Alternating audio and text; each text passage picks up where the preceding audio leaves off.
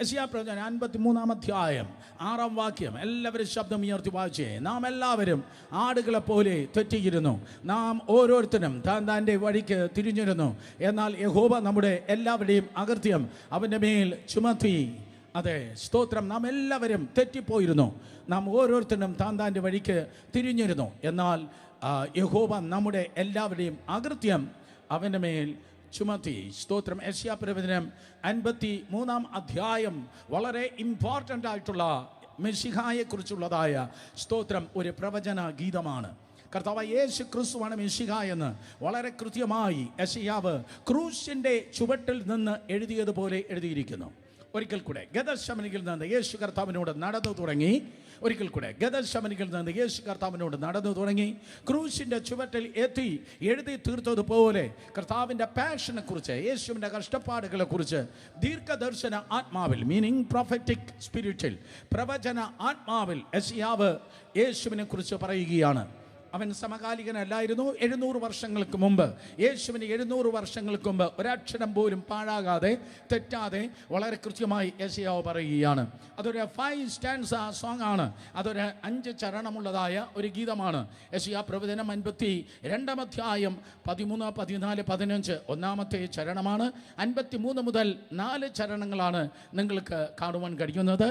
ആദ്യത്തെ ലയൻ, എല്ലാ ചരണത്തിൻ്റെയും ആദ്യത്തെ വരി, അത് ആ ചരണത്തിൻ്റെ ഹെഡിങ് ആണ്. അത് ഡബിൾ കൺഫർമേഷൻ ആണ്, അല്ലെങ്കിൽ ഡബിൾ ഫുൾഫിൽമെൻ്റ് ആണ് എന്നൊക്കെ നമ്മൾ മനസ്സിലാക്കി. ഒന്ന് സംഭവിച്ചു കഴിഞ്ഞു, ക്രൂശിന്മേൽ സംഭവിച്ചു കഴിഞ്ഞു. രണ്ടാമത് മഹാപീഡയുടെ അവസാന നാളുകളിൽ അത് സംഭവിപ്പാൻ വേണ്ടി പോകുന്നു.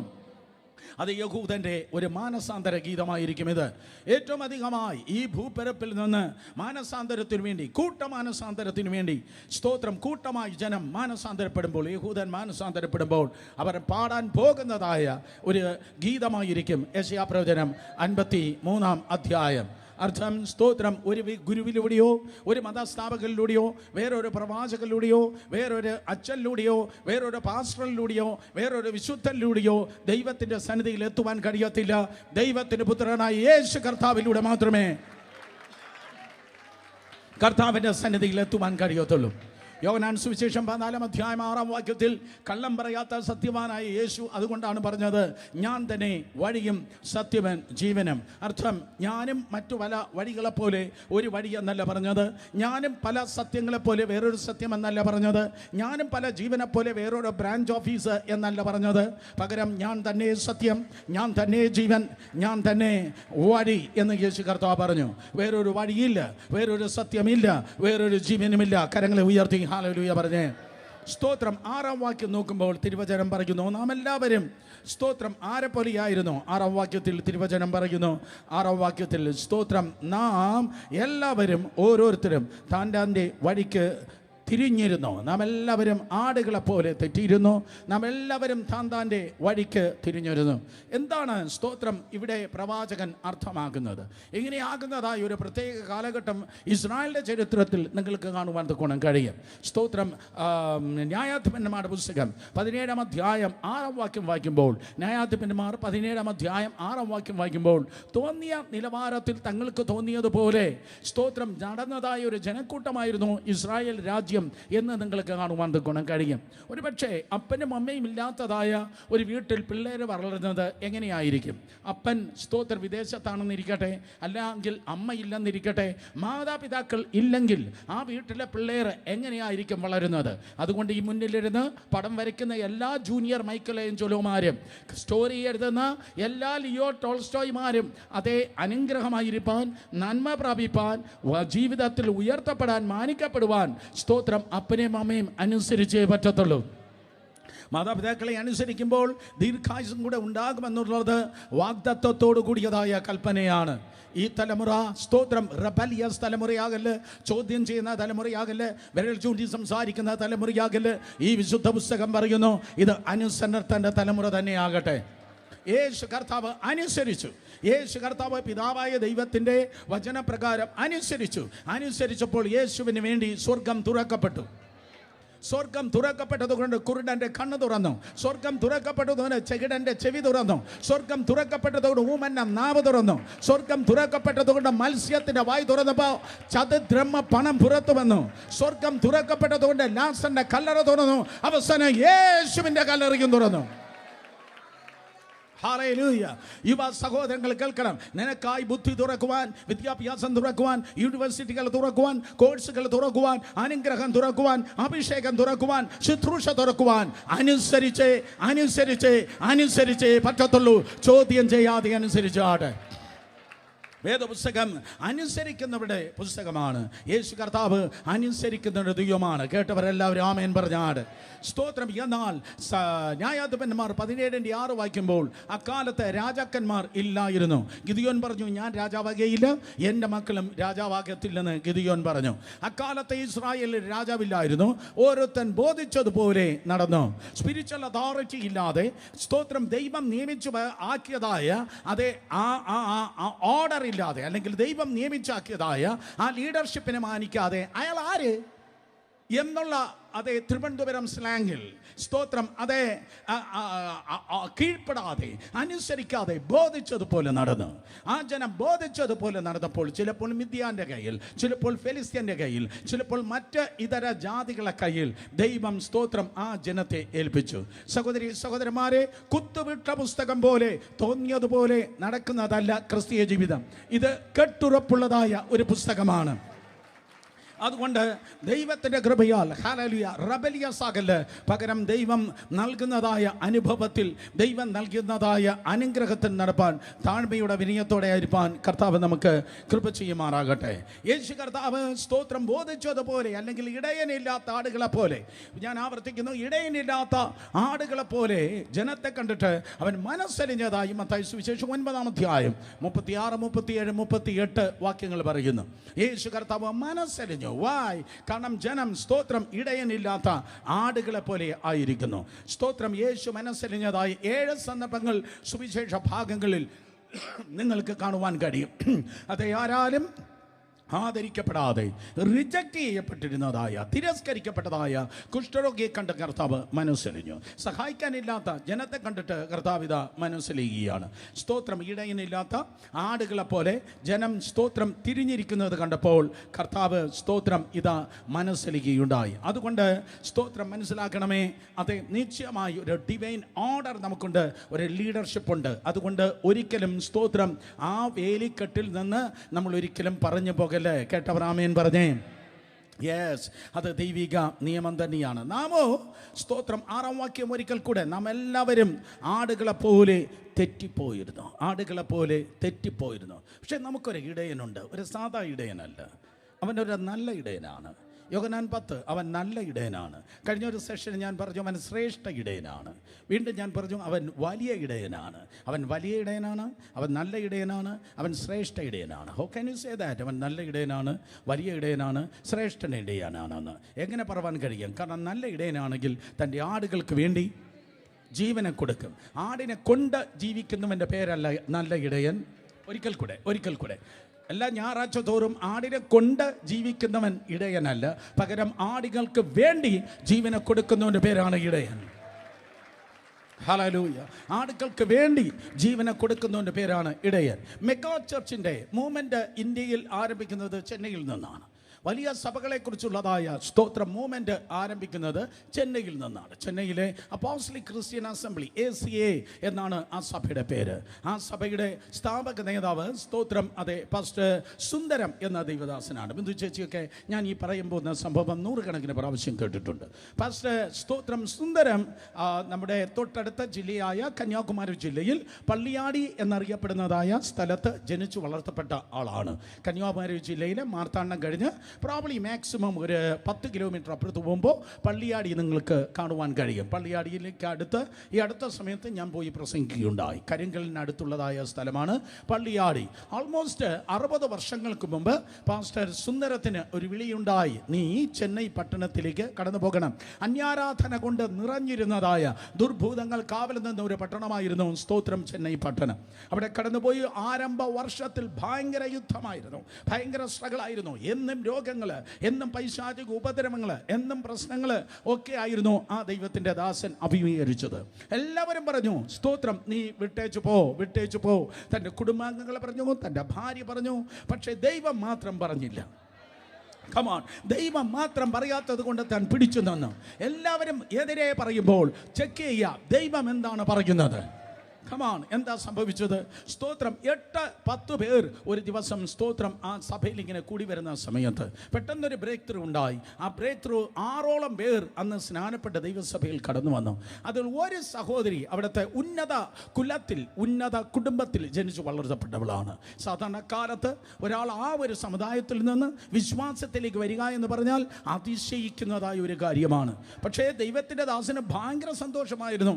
3 ദിവസം, തിങ്കൾ, ചൊവ്വ, ബുധൻ, 3-ാം സ്വർഗത്തിൽ താമസിക്കുന്ന സന്തോഷമായിരുന്നു അദ്ദേഹത്തിന്. പക്ഷെ വ്യാഴാഴ്ച വൈകുന്നേരമായപ്പോഴേക്കും പെട്ടെന്നൊരു വാർത്ത കടന്നു വരികയാണ്. ഈ കഴിഞ്ഞ ഞായറാഴ്ച സ്നാനപ്പെട്ട, 3 ദിവസം മുമ്പ് സ്നാനപ്പെട്ട ആ ഉന്നത ജാതിയിൽ ജനിച്ചു വളർത്തപ്പെട്ട, ആ വലിയ കുടുംബത്തിൽ ജനിച്ചു വളർത്തപ്പെട്ട അവളിതാ മരിക്കാറായി കിടക്കുകയാണ്. ആ ദൈവത്തിൻ്റെ ദാസന്റെ ഉള്ളിൽ തീ കാളി. സ്തോത്രം, അവളെ മരിച്ചാൽ തനിക്കൊരിക്കലും ഈ പട്ടണത്തിൽ കണ്ടിന്യൂ ചെയ്യാൻ പറ്റത്തില്ല. അവൾ മരിച്ചാൽ പിന്നെ ഈ സഭയ്ക്ക് ഇവിടെ നിലനിൽപ്പാൻ കഴിയത്തില്ല. സഭയുടെ നിലനിൽപ്പാണ് ഇപ്പോൾ വന്നിരിക്കുന്നത്. ദൈവദാസന്റെ എക്സിസ്റ്റൻസിനേക്കാൾ, തൻ്റെ നിലനിൽപ്പിനേക്കാൾ അവിടെ ദൈവസഭയും ക്രിസ്ത്യാനിത്വവും പിന്നെ കാണത്തില്ല. തൻ്റെ പഴയ കസേരയിൽ, തൻ്റെ പഴയ സൈക്കിളിൽ, തൻ്റെ പഴയ സൈക്കിളിൽ തൻ്റെയും തൻ്റെ ഭാര്യയും, സ്തോത്രം, അദ്ദേഹം തൻ്റെ ഭാര്യയും കൂട്ടിക്കൊണ്ട് ആ വീട്ടിലേക്ക് കടന്നു ചെന്നു. അപ്പോൾ ഇതാ മരണത്തോട് ആ സഹോദരി മല്ല് അടിച്ച് കിടക്കുകയാണ്.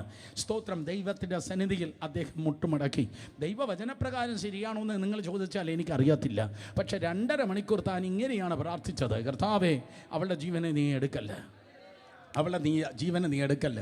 അവളുടെ ജീവനെ എടുത്താൽ സ്തോത്രം, അങ്ങയുടെ സഭയ്ക്ക് ഇവിടെ നിലനിൽപ്പാൻ കഴിയത്തില്ല. അവളുടെ ജീവനെ നീ എടുത്താൽ അങ്ങയുടെ ശുശ്രൂഷയ്ക്ക് ഇവിടെ നിലനിൽപ്പാൻ കഴിയത്തില്ല. തിയോളജിക്കലി, ദൈവവചനപ്രകാരം ഇത് ശരിയാണെന്ന് ചോദിച്ചാൽ എനിക്കറിയത്തില്ല. പക്ഷേ അദ്ദേഹം അന്ന് പ്രാർത്ഥിച്ചത് ഇങ്ങനെയാണ്: എൻ്റെ ജീവനെ അങ്ങ് എടുക്കണമേ, അവളുടെ ജീവനെ എടുക്കരുതേ. എൻ്റെ ജീവനെ എടുക്കണമേ, സ്തോത്രം, എങ്കിലും അവളുടെ ജീവനെ എടുക്കരുതേ. ഇന്നത്തെ സോക്കോളുടെ സുവിശേഷ വേലക്കാർ ഇത് കേൾക്കണം കേട്ടോ. നിങ്ങളുടെ ഡെഡിക്കേഷൻ, നിങ്ങളുടെ സമർപ്പണം എന്തെന്നറിയുവാൻ. സ്തോത്രം, ഞാൻ മരിച്ചാലും സാരമില്ല, അവളുടെ ജീവനെ നീ എടുക്കരുതേ. 2.5 മണിക്കൂർ മുട്ടിന്മേൽ നിന്ന് ആലച്ചു കൂവി നിലവിളിച്ചു പ്രാർത്ഥിച്ചു. അതൊരു സാധാ പ്രാർത്ഥനയല്ല. പിന്നത്തേതല്ല, അദ്ദേഹം പറഞ്ഞ് ഞാൻ കേട്ടിട്ടുണ്ട്, അല്ലെങ്കിൽ ബ്രദർ DGS ദിനകരൻ്റെ അധിരത്തിലൂടെ ഞാൻ കേട്ടിട്ടുണ്ട്. സ്തോത്രം, അതൊരു യുദ്ധമായിരുന്നു. 2.5 മണിക്കൂർ അതൊരു യുദ്ധമാണ്. നിങ്ങൾ കേട്ടിട്ടില്ലേ പണ്ട്? സ്തോത്രം, ഒരു കരടി വന്നു ഒരാടിനെ പിടിച്ചു. പിന്നത്തേത് ഒരു സിംഹം വന്ന് ആടിനെ പിടിച്ചു. നല്ല ഇടയൻ കരടിക്കും ആടിനും ഇടയിൽ നിന്നതുപോലെ, സിംഹത്തിനും ഇടയിൽ നിന്നതുപോലെ ആ സഹോദരിക്ക് മരണത്തിനും മധ്യത്തിൽ, ആ സഹോദരിക്ക് മരണത്തിന് മധ്യത്തിൽ നിന്ന് താൻ ദൈവത്തിൻ്റെ സന്നിധിയിൽ പ്രാർത്ഥിച്ചു: കർത്താവേ, എൻ്റെ ജീവനെ എടുത്താലും അവളുടെ ജീവനെ നീ എടുക്കരുത്. 2.5 മണിക്കൂർ കഴിഞ്ഞപ്പോൾ അദ്ദേഹം കണ്ണു തുറന്നതായ സമയത്ത് ഏതാണ്ട്, സ്തോത്രം, ഒരു ശബ്ദം കേട്ടാ താൻ കണ്ണു തുറന്നത്. അവളിതാ കരങ്ങളെ അടിച്ച് പതുക്കെ ആ സഹോദരി എഴുന്നേൽക്കുകയാണ്. പക്ഷേ അവൾ ചുമ്മാ കൈയടിച്ചല്ല എഴുന്നേൽക്കുന്നത്, അന്യഭാഷ പറഞ്ഞ് കരങ്ങളടിച്ച് ആ സഹോദരി എഴുന്നേൽക്കുകയാണ്. അദ്ദേഹം പ്രാർത്ഥിച്ചത് രോഗസൗഖ്യത്തിന് വേണ്ടിയാണ്. പക്ഷെ കർത്താവ് 100% അവളെ സൗഖ്യമാക്കുക മാത്രമല്ല, പരിശുദ്ധാത്മാവിനാൽ അവളെ നിറയ്ക്കുകയും ചെയ്തു. ആ ഒറ്റ അത്ഭുതം കൊണ്ട് 48 പേർ അടുത്ത ഞായറാഴ്ച സ്നാനപ്പെട്ട ദൈവസഭയിൽ കയറുകയുണ്ടായി.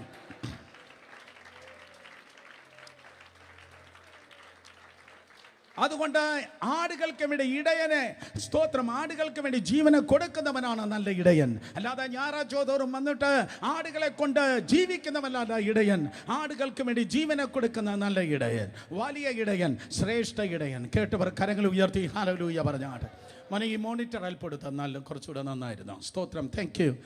തിരുവചനം പറയുന്നു, പ്രിയ സഹോദരി സഹോദരന്മാരെ, നാം എല്ലാവരും ആടുകളെ പോലെ, സ്തോത്രം, തെറ്റി ചിഹ്നിയവരായിരുന്നു. പക്ഷെ നമ്മെ തേടി ഒരുവൻ കടന്നു വന്നു. ലൂക്കോസ് വിശേഷം 15-ാം അധ്യായത്തിൽ 3 ഉപമകൾ കർത്താവ് പറഞ്ഞു. അവസാനം പറഞ്ഞത് 2 പുത്രന്മാരുടെ ഉപമയാണ്. അതിന് തൊട്ട് മുമ്പ് പറഞ്ഞത് 10 ദ്രഹ്മയുടെ ഉപമയാണ്. പക്ഷെ ആരംഭത്തിൽ പറഞ്ഞത് 100 ആടുകളെ ഉപമയാണ്. 99 വിട്ടേച്ച് 1 തേടി കർത്താവ് കടന്നു വന്ന്. ഒരിക്കൽ കൂടെ, ആരും മിണ്ടുന്നില്ല. 99 വിട്ടേച്ച് നിന്നെ തേടി അവൻ കടന്നു വന്നു.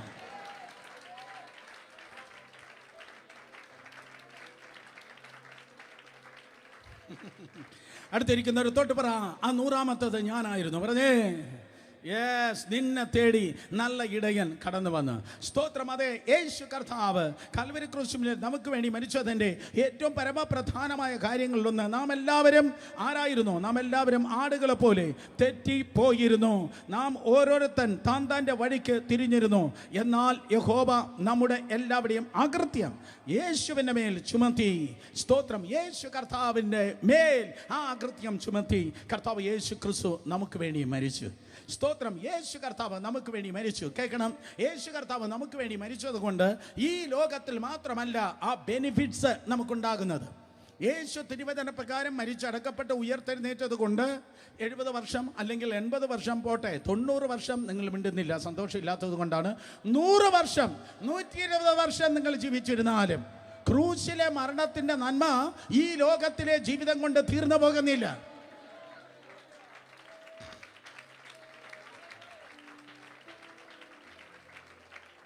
കർത്താവായ യേശു ക്രിസ്തുവിന്റെ ക്രൂശിലെ മരണത്തിന്റെ നന്മ യഥാർത്ഥത്തിൽ ആരംഭിക്കുന്നത്, യഥാർത്ഥത്തിൽ വെളിപ്പെടുന്നത് മരണത്തിന് ശേഷമാണ്.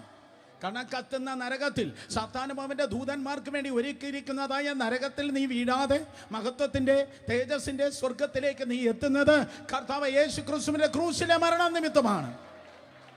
ആമേൻ. സ്വർഗത്തിൽ പോകുമെന്ന് ഉറപ്പുള്ളവരെ കരങ്ങളെ ഉയർത്തിയാണ്. യേസ്, ആ ഉറപ്പ് നമുക്കുണ്ടെങ്കിൽ ദൈവത്തിന് സ്തോത്രം. അതൊരു ആഗ്രഹമാകല്, അതൊരു അവകാശമായി തീരട്ടെ. ഇവിടത്തെ അവസാനത്തെ ശ്വാസം അവിടത്തെ ആദ്യത്തെ ശ്വാസമാകട്ടെ. പേർ വിളിക്കും, നേരം കാണും. ആരുടെ പേരല്ല, എൻ്റെ പേര്. ഒരിക്കൽ കൂടെ, പേർ വിളിക്കും, നേരം കാണും, എൻ പേരും. 2 കാര്യമാണ് നിങ്ങളുടെ മുൻപിലുള്ളത്. ഒന്നുകിൽ കാഹളം ധ്വനിക്കും, നമ്മൾ രൂപാന്തരപ്പെടും. ഇല്ലെങ്കിൽ സ്തോത്രം, അതേ, നമ്മൾ മരിച്ച് അവൻ്റെ സന്നിധിയിലേക്ക് കടന്നു പോകും. സ്തോത്രം. അതില്ലെങ്കിൽ ക്രിസ്തീയ ജീവിതം പാളിപ്പോയി, പരാജയമായി പോയി. ഒന്നുകിൽ കാഹളനാദത്തിങ്കിൽ യേശു കർത്താവ് നമ്മെ ചെറുപ്പാൻ ഇങ്ങോട്ട് വരുന്നു, ഇല്ലെങ്കിൽ മരിച്ചിട്ട് നാം ദൈവത്തിൻ്റെ സന്നിധിയിലേക്ക് കടന്നു പോകുന്നു. സോ അതിൻ്റെ പേരാണ് പ്രത്യാശ. ശബ്ദം ഉയർത്തി ഷൗട്ട് ചെയ്ത് പറഞ്ഞേ, പ്രത്യാശ. ഒരിക്കൽ കൂടെ, പുതിയ നിയമത്തിൽ മാത്രം വെളിപ്പെട്ടതല്ല പ്രത്യാശ. 3 സ്തോത്രം ഭക്തന്മാരെ ഞാൻ പറയട്ടെ. ഇതേ പ്രത്യാശയിൽ ജീവിച്ചിരുന്നതായ പഴയ നിയമത്തിലെ ഭക്തന്മാർ, സ്തോത്രം, അവർക്കും ഉണ്ടായിരുന്നു പ്രത്യാശ. സോ മരണത്തിനപ്പുറമുള്ളതായ ജീവിതത്തെക്കുറിച്ച് പുതിയ നിയമത്തിലുള്ളവർക്ക് മാത്രമല്ല പ്രത്യാശ ഉണ്ടായിരുന്നത്, പഴയ നിയമത്തിലുള്ളവർക്കും ഉണ്ടായിരുന്നു. 1 യോബ്, 2 യെശയ്യാവ്, 3 ദാനിയേൽ. യോബിന്റെ പ്രത്യാശ നോക്കിയാട്ടെ. 19-ാം അധ്യായം, യോബിന്റെ പുസ്തകം 19-ാം അധ്യായം 25, 26, 27 വാക്യങ്ങൾ. യോബിന്റെ പുസ്തകം 19-ാം അധ്യായം 25, 26, 27 വായിച്ചാട്ടെ. ശബ്ദമുയർത്തിയ സ്ക്രീനിൽ നോക്കി വായിക്കുക. എന്നെ വീണ്ടെടുക്കുന്നവൻ ജീവിച്ചിരിക്കുന്നു എന്നും അവൻ ഒടുവിൽ പൊടിമേൽ നിൽക്കുമെന്നും ഞാൻ അറിയുന്നു. 26, എൻ്റെ ത്വക്ക് ഇങ്ങനെ നശിച്ച ശേഷം ഞാൻ ദേഹസഹിതനായി ദൈവത്തെ കാണും. ഞാൻ തന്നെ അവനെ കാണും, അന്യനല്ല. എൻ്റെ സ്വന്തം കണ്ണ് അവനെ കാണും. എൻ്റെ അന്തരംഗം എൻ്റെ ഉള്ളിൽ ക്ഷയിച്ചിരിക്കുന്നു. അകത്ത് ബലമില്ലെങ്കിലും 25-ാം വാക്യം, സ്തോത്രം, അതെ, എൻ്റെ വീണ്ടെടുക്കുന്നവൻ ജീവിച്ചിരിക്കുന്നു. യോബിൻ്റെ സ്റ്റോറി നിങ്ങൾ ഒത്തിരി പ്രാവശ്യം കേട്ടിട്ടുണ്ട്. എല്ലാവർക്കും വളരെ നന്നായിട്ട് അറിയാം. നഷ്ടത്തിന്മേൽ നഷ്ടം, കഷ്ടത്തിന്മേൽ കഷ്ടം, നിലവിളിയാണ്, മുറവിളിയാണ്. 10 മക്കളെ ഒരുമിച്ച് അടക്കിയിരിക്കുന്നു. പക്ഷെ ആ നെഗറ്റിവിറ്റിയുടെ ഏറ്റവും പീക്കില് യോബിന്റെ സ്റ്റോറിയുടെ ഏറ്റവും വലിയ ടേണിംഗ് പോയിന്റ് ആയിത്തീരുന്നത്, ഞാൻ ആവർത്തിക്കുന്നു, യോബിന്റെ പുസ്തകത്തിന്റെ ഏറ്റവും വലിയ വഴിത്തിരിവ്, ടേണിംഗ് പോയിന്റ് ആയിത്തീരുന്നത് ഈ ഒറ്റ വാക്യമാണ്. 19-ാം അധ്യായം 25 എന്ന് പറയുന്ന വാക്യമില്ലെങ്കിൽ ഒരുപക്ഷെ അവൻ്റെ ജീവിതം ഒരു സാധാരണ നിലയിൽ ആകുമായിരുന്നു. സാധാരണ നിലയിൽ, തകർച്ചയെ പോകുമെന്ന് ഞാൻ പറയുന്നില്ല, സാധാരണ നിലയിൽ നാട്ടുകാർക്കും ബന്ധുക്കൾക്കും ഒക്കെ ജീവിക്കുന്ന പോലെ സാധാരണ നിലയിൽ. ലേഡീസ് ആൻഡ് ജെന്റിൽമെൻ, ഒരു സാധാരണക്കാരായി ജീവിപ്പാൻ ദൈവം നിങ്ങളെ വിളിച്ചിട്ടേ ഇല്ല. ഒരിക്കൽ കൂടെ, സാധാരണക്കാരായി ജീവിപ്പാൻ ദൈവം നിങ്ങളെ വിളിച്ചിട്ടേ ഇല്ല. നിങ്ങൾ വിശ്വസിച്ചാലും ശരി, ഇല്ലെങ്കിലും ശരി, സാധാരണക്കാരനല്ല നമ്മുടെ ദൈവം. ദൈവം അസാധാരണക്കാരനാണ്. അതുകൊണ്ട് അവൻ്റെ മക്കളും അസാധാരണക്കാരായിരിക്കണം. അർത്ഥം, യോബിന് നഷ്ടപ്പെട്ടത് അതുപോലെ ദൈവം തിരിച്ചു കൊടുത്തിരുന്നെങ്കിൽ സാധാരണയായി.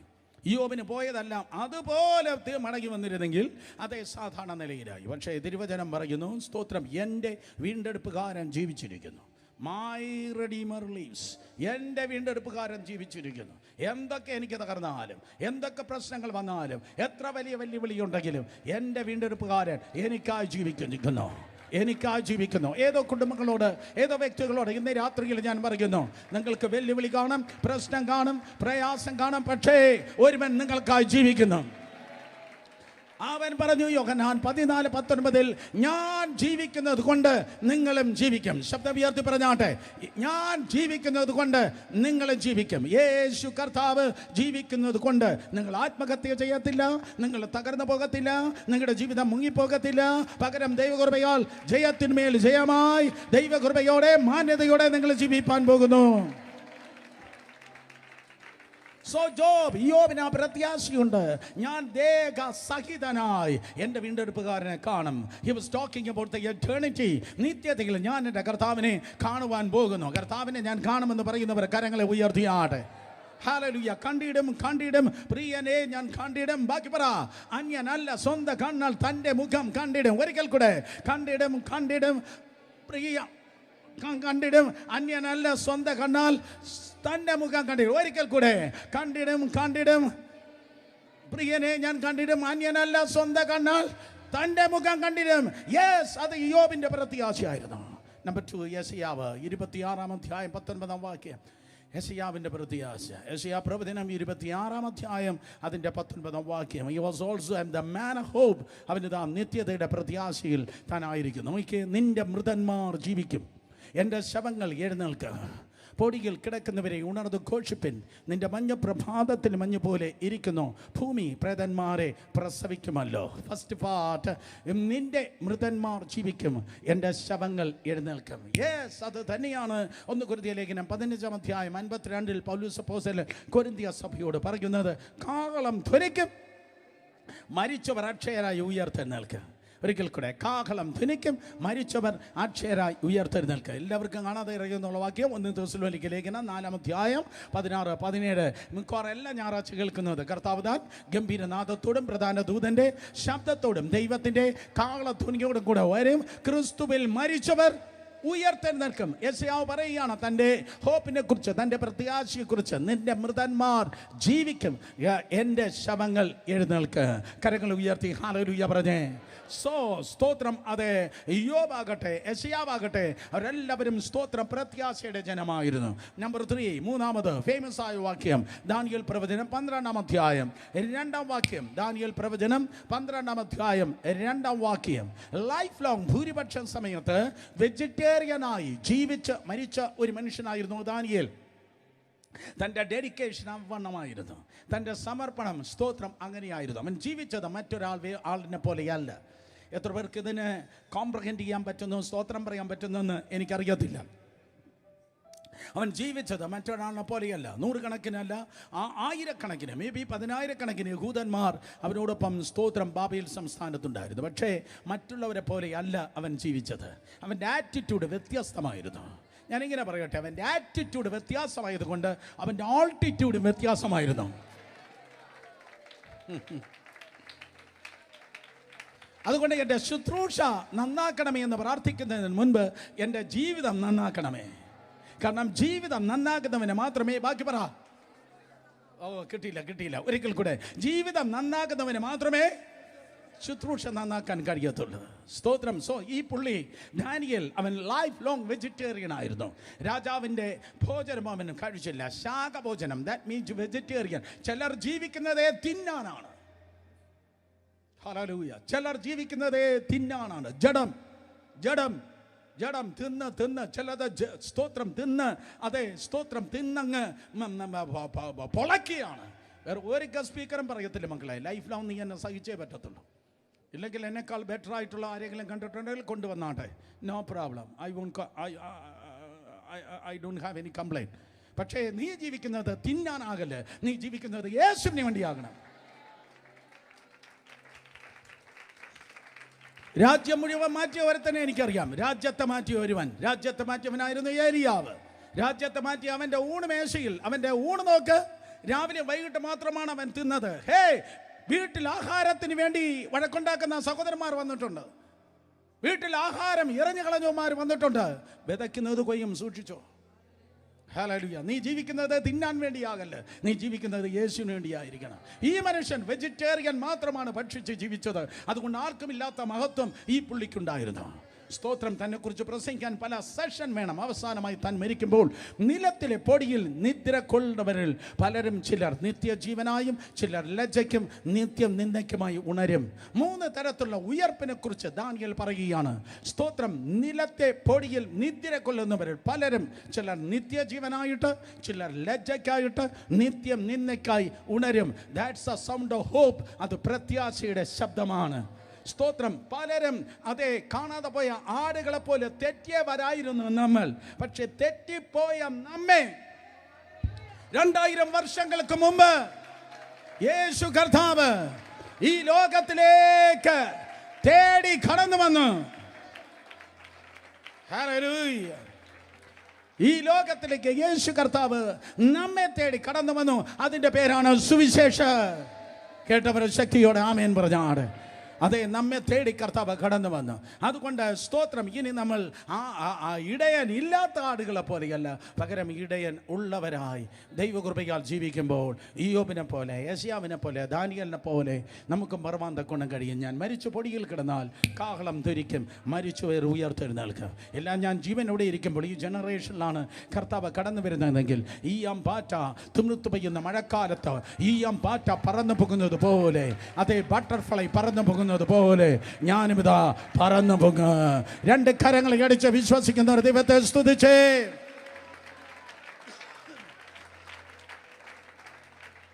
ഹല്ലേലൂയ.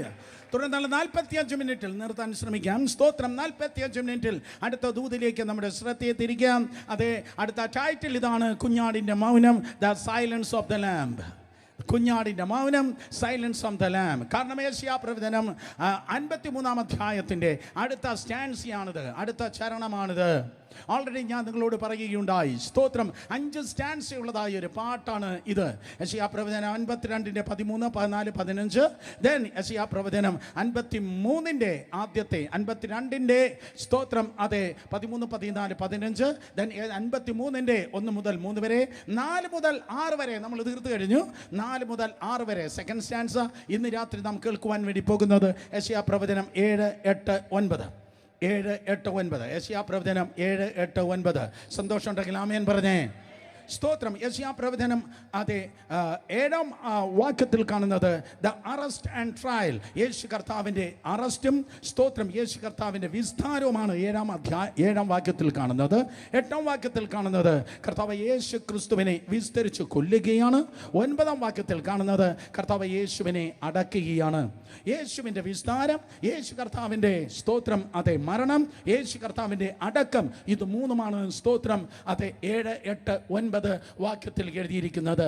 ഞാൻ ഓൾറെഡി നിങ്ങളോട് പറയുകയുണ്ടായി, വേറെ ഒരു സുവിശേഷ ഭാഗമില്ലാതെ മത്തായി, മർക്കോസ്, ലൂക്കോസ്, യോഹന്നാൻ 4 സുവിശേഷ ഭാഗമില്ലെങ്കിലും അപ്പോസ്തല പ്രവൃത്തി ഇല്ലെങ്കിലും അതേ 1 കൊരിന്ത്യർ ലേഖനം ഉൾപ്പെടെയുള്ള ലേഖന ഭാഗങ്ങൾ യേശുവിൻ്റെ മരണ അടക്കം പുനരുത്ഥാനത്തെക്കുറിച്ച് പുതിയ നിയമത്തിലുള്ള ഒരു ലേഖന ഭാഗങ്ങളോ വേദഭാഗങ്ങളോ ഇല്ലെങ്കിൽ ഈ ഒറ്റ അധ്യായവും ഹിസ്റ്റോറിക് എവിഡൻസസ് മാത്രം മതി യേശുവാണ് രക്ഷകനെന്ന് തെളിയിപ്പാൻ.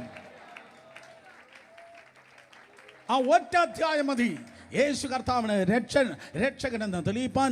അല്ലെങ്കിൽ the awareness of the salvation through lord Jesus Christ, യേശു കർത്താവിലൂടെ ആണ് രക്ഷയെന്ന് തെളിയിപ്പാൻ വേറെ ഒരു വേദഭാഗവും വേണ്ട. കാരണം അത്ര ആതന്റിക്കായി, അത്ര ശക്തമായി, അത്ര വ്യക്തമായി, അത്ര കൃത്യമായിട്ടാണ് പരിശുദ്ധാത്മാവ് ഈ യെശയ്യാവിലൂടെ ഈ ഒറ്റ അധ്യായം എഴുതി പിടിപ്പിച്ചിരിക്കുന്നത്. ഹല്ലേലൂയ. മനസ്സിലാക്കുന്നവർ ആമേൻ പറഞ്ഞാട്. സോ നമുക്ക് ആരംഭിക്കാം. സ്തോത്രം അതേ കുഞ്ഞാടിൻ്റെ മൗനം. സ്തോത്രം. യെശയ്യാ പ്രവചനം 53-ാം അധ്യായം 7-ാം വാക്യം ശബ്ദം ഉയർത്തി വായിച്ചാട്ടെ. യെശയ്യാ പ്രവചനം 53-7.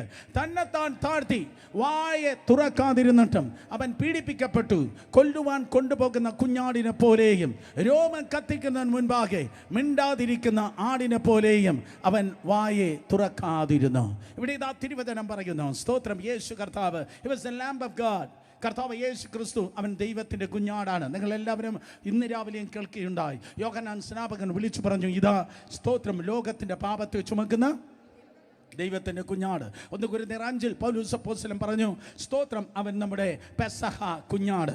1 പത്രോസിൻ്റെ ലേഖനം 1-ാം വാക്യത്തിൽ പറയുന്നു, സ്തോത്രം, നമ്മുടെ വീണ്ടെടുത്തതായ അതേ ദൈവത്തിൻ്റെ കുഞ്ഞാട്. വെളിപ്പാട് പുസ്തകം 5-ാം അധ്യായത്തിൽ കുഞ്ഞാടിൻ്റെ പാട്ട് നിങ്ങൾക്ക് കാണുവാൻ കഴിയും. സോ പല പേരുകൾ, നൂറുകണക്കിന് പേരുകൾ യേശു കർത്താവിനെ കുറിച്ച് നിങ്ങൾക്ക് കാണാൻ കഴിയും. ദാവീദിൻ്റെ മുളയെന്ന് പറയുന്നു, യഹൂദ ഗോത്രത്തിലെ സിംഹം എന്ന് പറയുന്നു, വീണ്ടും ആൽഫ എന്ന് പറയുന്നു, ഒമേഗ എന്ന് പറയുന്നു, എത്രയെത്ര പേരുകളാണുള്ളത്. ഉദയ നക്ഷത്രം എന്ന് പറയുന്നു, അതേ നൂറുകണക്കിന് പേരുകളുണ്ട്. അതിലൊന്നാണ് അവൻ ദൈവത്തിൻ്റെ കുഞ്ഞാടാണ്. പക്ഷേ ഇവിടെ നിങ്ങൾക്ക് കാണുവാൻ കഴിയുന്നത് എങ്ങനെ ഇരിക്കുന്നു? ആ വാക്യത്തിലേക്ക് നോക്കിയാട്ടെ. 7-ാമത്തെ വാക്യം നോക്കുമ്പോൾ, രോമം കത്തിക്കുന്ന നടുവിൽ സ്തോത്രം തന്നെത്താൻ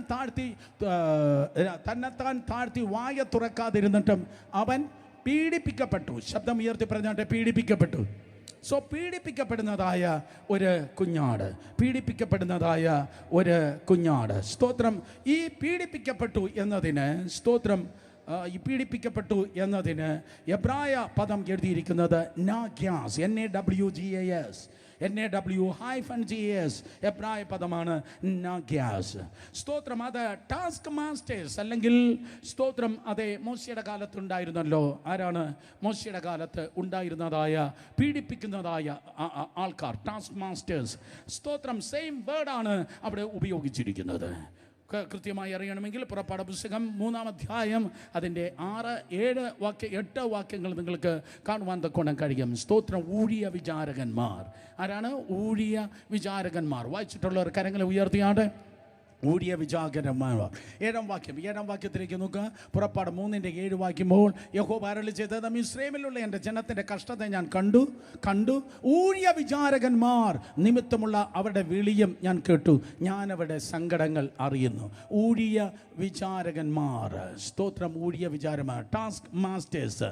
4-ാമത്തെ ലൈനിൽ നിങ്ങൾക്ക് കാണാൻ കഴിയും, സ്തോത്രം, ടാസ്ക് മാസ്റ്റേഴ്സ്. ഈ ടാസ്ക് മാസ്റ്റേഴ്സ് അല്ലെങ്കിൽ ഊഴിയ വിചാരകന്മാർ എന്ന പദം എബ്രായ പദത്തിൽ എഴുതിയാൽ നാഗ്യാസ് എന്നാണ് എഴുതിയിരിക്കുന്നത്. ഊഴിയ വിചാരകന്മാർ. സോ 4000 വർഷങ്ങൾക്ക് മുമ്പ് 30 ലക്ഷം ജനം, സ്തോത്രം, ഈജിപ്തിൽ അവരിതാ ഊഴിയ വിചാരകന്മാരാൽ അവർ കഷ്ടപ്പെടുകയാണ്. മനസ്സിലായോ? ഊഴിയ വിചാരകന്മാർ, ഇസ്രായേൽ ജനം അടിമകളായിരുന്നപ്പോൾ ടാസ്ക് മാസ്റ്റേഴ്സ്, നാഗ്യാസ് അഥവാ ഊഴിയ വിചാരകന്മാരാൽ അവർ കഷ്ടപ്പെടുകയാണ്. പക്ഷെ ഒരു സന്തോഷം എനിക്ക് തോന്നിയത്, യാക്കോബിൻ്റെ കാലത്ത് അവർ അവിടേക്ക് ഇറങ്ങിച്ചെന്നത് ഈ 70 പേരായിട്ടാണ്. 70 പേരായിട്ടാണ്. ആ 70 പേരായിട്ട് അവിടെ ഇറങ്ങിച്ചെന്നു. ഉൽപ്പത്തി പുസ്തകം 70 പേരായി ഇറങ്ങിച്ചെന്നു. പക്ഷെ എത്രത്തോളം ഊഴിയ വിചാരകന്മാർ അവരെ പീഡിപ്പിച്ചോ അത്രത്തോളം അവർ പെരുകി വന്നു. ഹലോ തുള്ളിച്ചാടി ദൈവത്തെ സ്തുതിക്ക്. നിന്നെ ആരെങ്കിലും ഓപ്രസ് ചെയ്യുന്നെങ്കിൽ, നിന്നെ ആരെങ്കിലും പീഡിപ്പിക്കുന്നെങ്കിൽ അത് നിന്റെ വർധനവിന്റെ സീസണാണ്.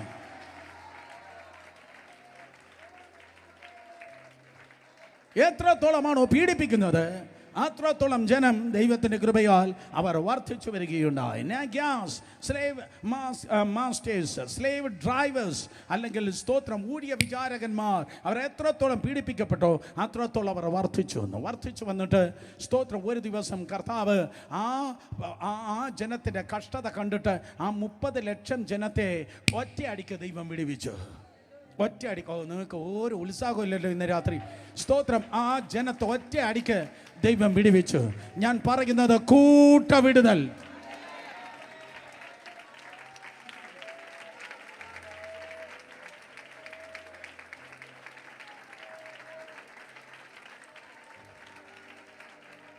ഫറവോനിൽ നിന്ന്, ഫറവോന്റെ സൈന്യത്തിൽ നിന്ന്, ഊഴിയ വിചാരകന്മാരിൽ നിന്ന് 30 ലക്ഷം ജനത്തെ കൂട്ടമായി ഒറ്റ രാത്രി കൊണ്ട് വിടുവിപ്പാൻ ദൈവത്തിന് കഴിഞ്ഞുവെങ്കിൽ മന്ത്രവാദ ശക്തികളിൽ നിന്ന്, പൈശാചിക വ്യാപാരങ്ങളിൽ നിന്ന് ലക്ഷക്കണക്കിന് ജനത്തെ ഒറ്റ മീറ്റിങ്ങിന് കൂട്ടവിടുതലായി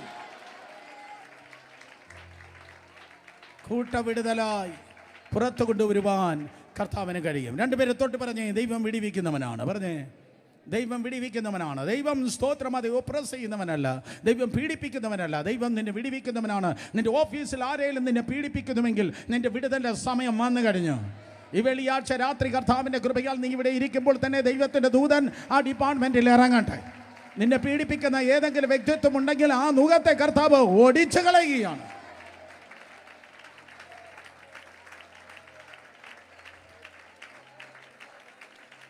ആ ജനത്തെ ദൈവം വിടുവിച്ചു. സോ അന്ന് പീഡിപ്പിച്ചവൻ്റെ മുഖത്തെ ഓടിച്ചു കളഞ്ഞ് അവൻ്റെ ചങ്ങളത്തെ തകർത്ത് 30 ലക്ഷം ജനത്തെ കർത്താവ് അന്ന് വിടുവിച്ചു. കേട്ടവർ ആമേൻ പറഞ്ഞാട്ടെ. അടുത്തിരിക്കുന്നവർ തൊട്ട് പറ, ഞാനും വിടുവിക്കപ്പെടുകയാണ്. പറഞ്ഞേ, ഓ യേശുവിൻ്റെ നാമത്തിൽ ആ ഈജിപ്തിൽ നിന്ന്, നിന്റെ ഈജിപ്തിൽ നിന്ന് നീ പുറത്തു വരികയാണ്. ഇത്രയും ടാസ്ക് വേണമെന്ന് പറയുന്ന നിന്റെ IT ബോസ് ഉണ്ടല്ലോ, ഇത്രയും ടാസ്ക് വേണം, ഇത്ര ടാർഗറ്റ് മീറ്റ് ചെയ്യണമെന്ന് പറയുന്ന എൻ്റെ ബോസ് കൊണ്ടല്ലോ, യേശുവിൻ്റെ നാമത്തിൽ എൻ്റെ തമ്പുരാൻ പറയുന്നു, അവൻ്റെ കീശ വലുതാക്കാനല്ല നീ ജീവിക്കുന്നത്, എൻ്റെ കർത്താവിൻ്റെ ബെനിഫിറ്റിനാണ് നീ ജീവിക്കുന്നത്.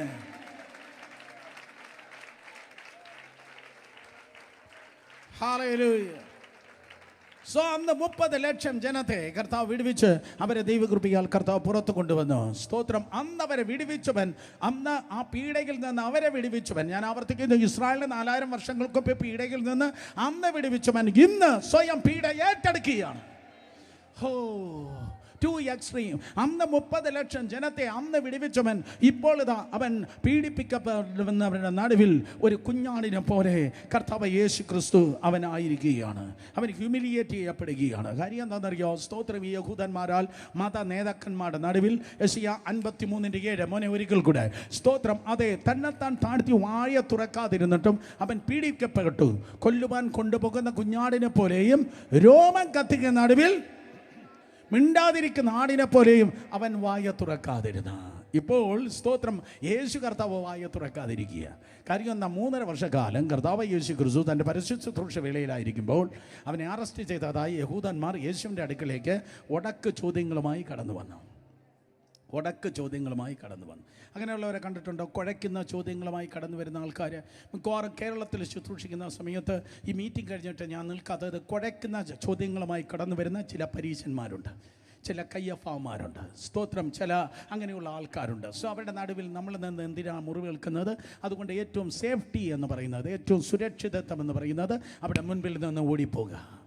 ഹല്ലേലൂയ. നിങ്ങളെ കുത്തുന്ന വേലുകളുമായി, നിങ്ങൾക്ക് നേരെ എറിയുന്ന കുന്തങ്ങളുമായി കറങ്ങി നടക്കുന്ന അഭിഷേകം നഷ്ടപ്പെട്ട ശൗലന്മാരുണ്ടെങ്കിൽ അവിടെ മുൻപിൽ നിൽക്കരുത്, ഓടിപ്പോ.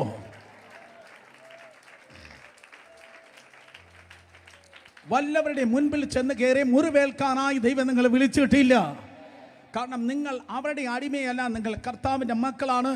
നിങ്ങളെ നോക്കിയാണ് കർത്താവ് പറഞ്ഞത്, നിങ്ങളെ തൊടുന്നവർ എൻ്റെ കണ്ണിൽ കൃഷ്ണമണിയെ തൊടുന്നു. യേശു കർത്താവിനെ കുഴയ്ക്കുന്ന ചോദ്യങ്ങളുമായി പരീശന്മാർ, ന്യായശാസ്ത്രന്മാർ യേശുവിൻ്റെ അടുക്കിലേക്ക് കടന്നു വന്നു. എന്നാൽ സ്തോത്രം, ലോകം കണ്ട ഏറ്റവും വലിയ സർവജ്ഞാനിയാണ് കർത്താവ് തിരിച്ചു ചോദിച്ചപ്പോൾ അവിടെ വായി അടഞ്ഞുപോയി. സോ കാത്തിരിക്കുകയായിരുന്നു, അത്രയും ദേഷ്യത്തോടെ അവർ കാത്തിരിക്കുകയായിരുന്നു. ഇപ്പോൾ ഇതാ ഒരു സമയം കിട്ടിയിരിക്കുന്നു, അവനെ സ്തോത്രം അറസ്റ്റ് ചെയ്തിരിക്കുന്നു. അറസ്റ്റ് ചെയ്ത് തൻ്റെ മുൻപിൽ കൊണ്ടുവന്ന് ഇപ്പോൾ left and right, front and back യേശുവിനെ ചോദ്യം ചെയ്യാൻ തുടങ്ങി. Left and right, front and back യേശു കർത്താവിനെ ചോദ്യം ചെയ്യാൻ വേണ്ടി തുടങ്ങിയപ്പോൾ സ്തോത്രം, അതേ കർത്താവ് യേശു എന്ത് ചെയ്തു? കർത്താവ് യേശു മിണ്ടാതിരുന്നു. ഹല്ലേലൂയ. യേശു കർത്താവ് ഒന്നും മിണ്ടിയില്ല. കർത്താവ് എന്ത് ചെയ്തു? കർത്താവ് സ്തോത്രം മിണ്ടാതിരുന്നു. മാത്രമല്ല ആ വേദഭാഗങ്ങൾ നിങ്ങൾ വായിച്ചു വരുമ്പോൾ അവനെ ചോദ്യം ചെയ്തു എന്ന് മാത്രമല്ല നിങ്ങൾക്ക് കാണുവാൻ തക്കോണം കഴിയുന്ന, അവനെ ഹ്യൂമിലിയേറ്റ് ചെയ്തു. അവനെ നാണം കെടുത്തുന്ന രീതിയിലുള്ള സകല പരിപാടിയും അവർ ഒപ്പിച്ചു. എന്നെ കേൾക്കുന്ന സഹോദരന്മാരെ, മറ്റുള്ളവരെ നിങ്ങളെ നാണം കെടുത്തുമ്പോൾ, മറ്റുള്ളവർ നിങ്ങളെ ഹ്യൂമിലിയേറ്റ് ചെയ്യുമ്പോൾ, കള്ള കഥകൾ പ്രചരിപ്പിക്കുമ്പോൾ മനസ്സിലാക്കുക, നിങ്ങൾ വായ തുറക്കല്ല്. കാരണം നിന്റെ എക്സാമ്പിൾ ആ ഫ്രണ്ടിലത്തെ ബിഷപ്പോ പ്രസംഗിക്കുന്ന ഞാനോ വേറെ ഏതെങ്കിലും മെത്രാച്ചനോ അല്ല.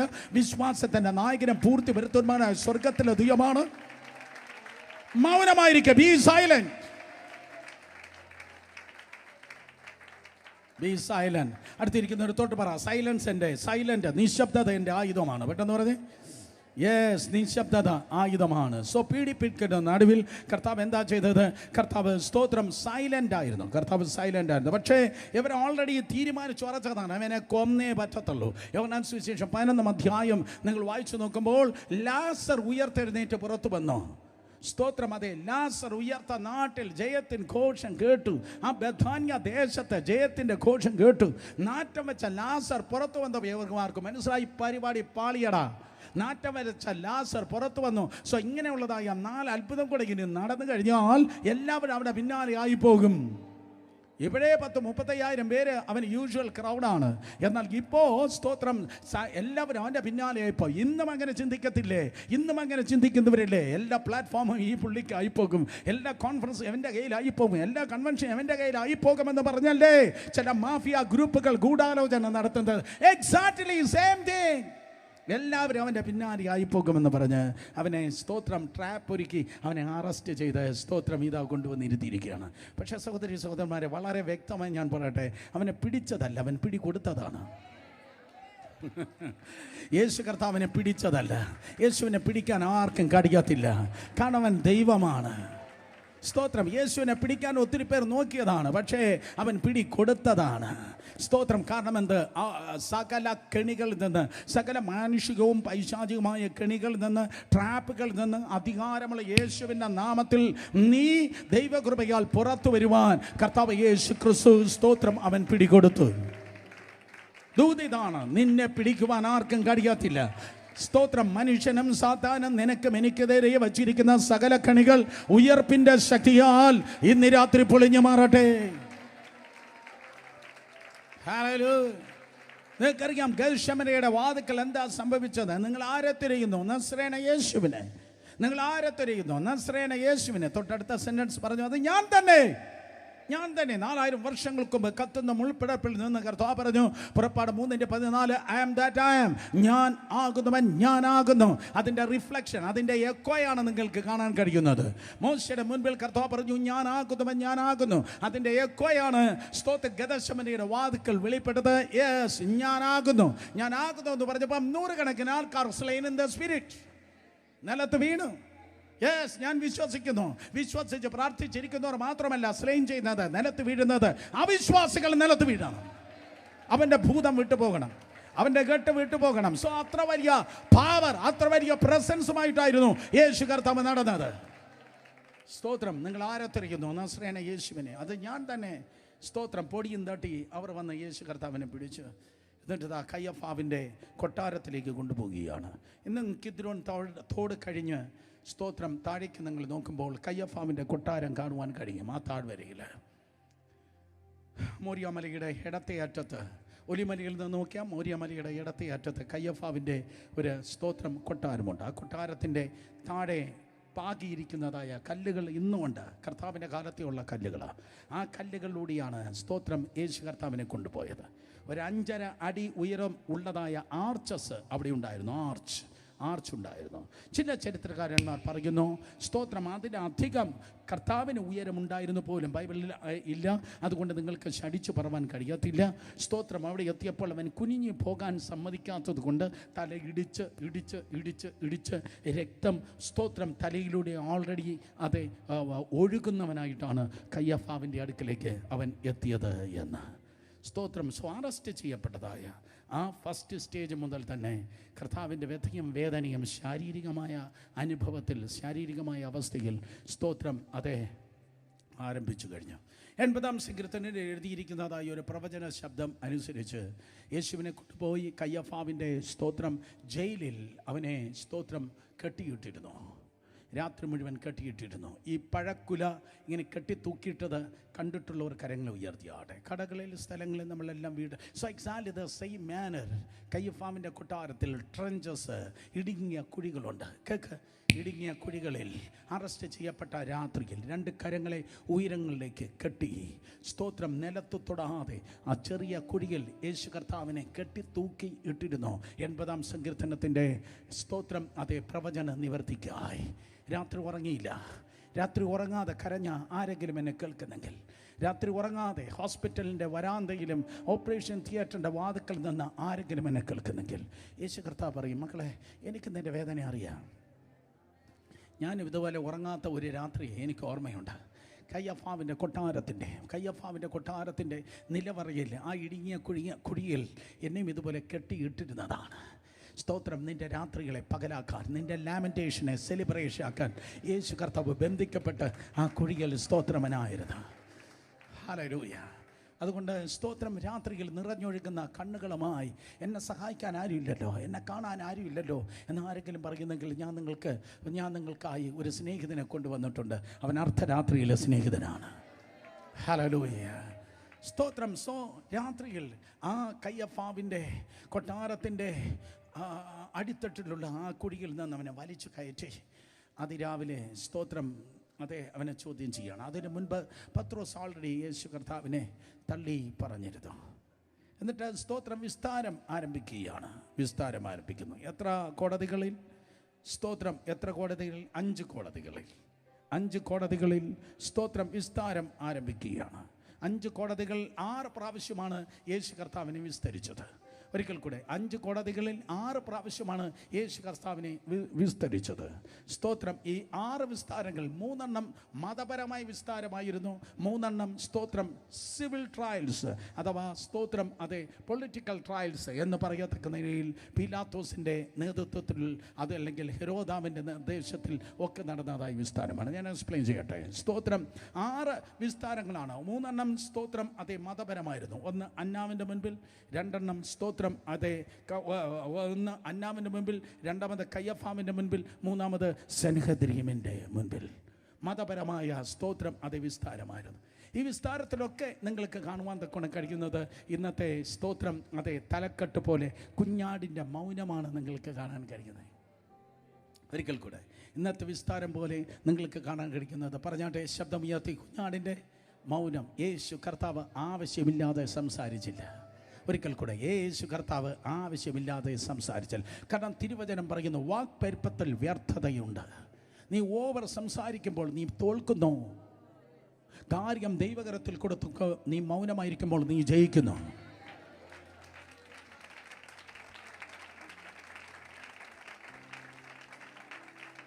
കൂടുതൽ വാചകമടിക്കണമെന്ന് തോന്നുമ്പോൾ ഓടിക്കോ, പ്രാർത്ഥന റൂമിലേക്ക് ഓടിക്കോ. കൂടുതൽ പറയണം, വാചകമടിക്കണമെന്ന് തോന്നുമ്പോൾ നേരെ പ്രാർത്ഥന റൂമിലേക്ക് ഓടിക്കോ. എന്നിട്ട് മുട്ട് മടക്കുകയല്ല, നിൽക്കുകയല്ല, ചിലപ്പോൾ നെടുമ്പാട്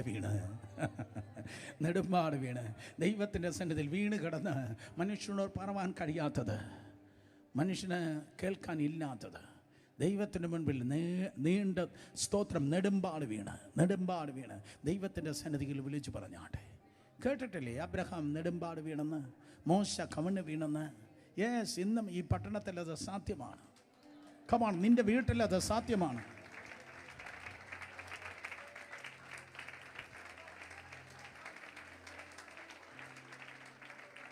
ആരോടും പറവാനില്ലാത്തത്, ആരോടും പറവാൻ കഴിയാത്തത്, ആരും കേൾക്കാനില്ലാത്തത് പെട്ടെന്ന് ചാടി എഴുന്നേൽക്കല്ല. അവിടെ കിട, എൻ്റെ പാദത്തെ കെട്ടിപ്പിടിക്കുക.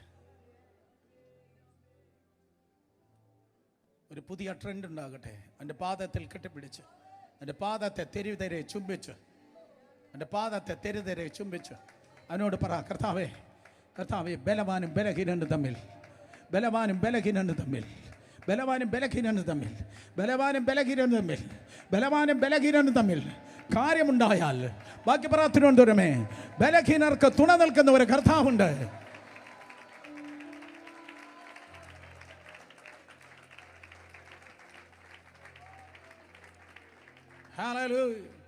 ബലഹീനർക്ക് തുണ നിൽക്കുന്ന ഒരു കർത്താവുണ്ട്. ഇറങ്ങി വരണമേ. നിശ്ചയമായി അവൻ ഇറങ്ങി വരും. ഏത് കൊടുങ്കാറ്റിലും ഏത് പെരുങ്കാറ്റിലും നിന്റെ അടുക്കൽ ഇറങ്ങി വരുന്നതായ ഒരു കർത്താവുണ്ട്. ഹല്ലേലൂയ. വേദപുസ്തകം പറയുന്നു സ്തോത്രം അതെ മിക്കവാറും അവൻ മൗനമായിരുന്നു. കയ്യഫാവിൻ്റെ മുൻപിൽ, അന്നാവിൻ്റെ മുൻപിൽ കർത്താവ് മൗനമായിരുന്നു. ദൈവത്തിന് മുൻപിൽ നിലവിളിക്ക്, ദൈവത്തിന് മുൻപിൽ കണ്ണുനീരൊഴുക്ക്, ദൈവത്തിന് മുൻപിൽ കണ്ണുനീരൊഴുക്ക്. In Jesus name I encourage you. ഇതുപോലെയുള്ള ഹാൻഡ് കർച്ചീഫ് കൊണ്ടല്ല നിങ്ങളുടെ കണ്ണുനീർ ഈ തലമുറയിൽ ഇനിയുള്ള വർഷങ്ങളിൽ നിറയേണ്ടത്. വലിയ ടവലുകൾ കൊണ്ട് നിറച്ചാട്ടെ. നിങ്ങൾ നിങ്ങളുടെ മക്കളെ, കൊച്ചുമക്കൾക്ക് സ്തോത്രം ലോകരാജ്യങ്ങൾക്ക് അവർ അനുഗ്രഹമായി തീരും. ഹല്ലേലൂയ. ആമേൻ. സ്തോത്രം. ദൈവത്തിൻ്റെ സന്നിധിയിൽ വീണ് കിടന്നാട്ടെ, കണ്ണുനീരൊഴുക്കിയാട്ടെ. മനുഷ്യൻ്റെ മുൻപിൽ മൗനമായിരുന്നു, ദൈവത്തിൻ്റെ മുൻപിൽ പ്രാർത്ഥനയിൽ വാചാലനായിരുന്നാട്ടെ. അവിടെ നിന്നാണ് നിന്റെ ജയം ആരംഭിക്കുന്നത്. നിന്റെ ജയം ആരംഭിക്കുന്നത് ശമ്പളത്തിൽ നിന്നല്ല, വരുമാനത്തിൽ നിന്നല്ല, പണത്തിൽ നിന്നല്ല, സ്വാധീനത്തിൽ നിന്നല്ല. സ്തോത്രം. നിന്റെ പ്രാർത്ഥനാ മുറിയിൽ നിന്നാണ് നിന്റെ ജയം ആരംഭിക്കുന്നത്.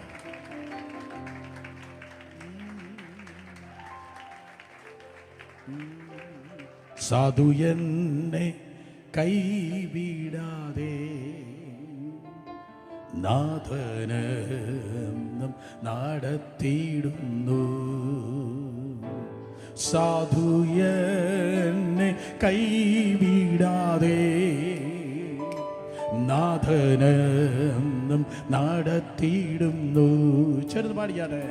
സാധുയനെ കൈവിടാതെ നാഥനം നടത്തിയിടുന്നു. സാധുയനെ കൈവിടാതെ നാഥനം നടത്തിയിടുന്നു. എല്ലാവരും അന്ത്യത്തോളം ചിറകളിൽ അവൻ കാത്തിടും തരയിൽ. കരങ്ങളടിച്ച്. അന്ത്യത്തോളം ചിറകളിൽ അവൻ കാത്തിടും കരയിൽ.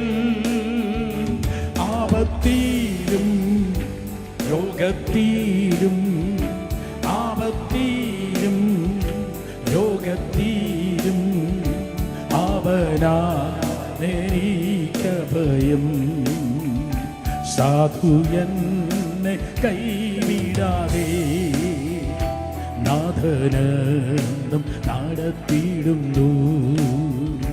സാധുയനെ കൈവിടാതെ നാഥനം നടത്തിയിടുന്നു.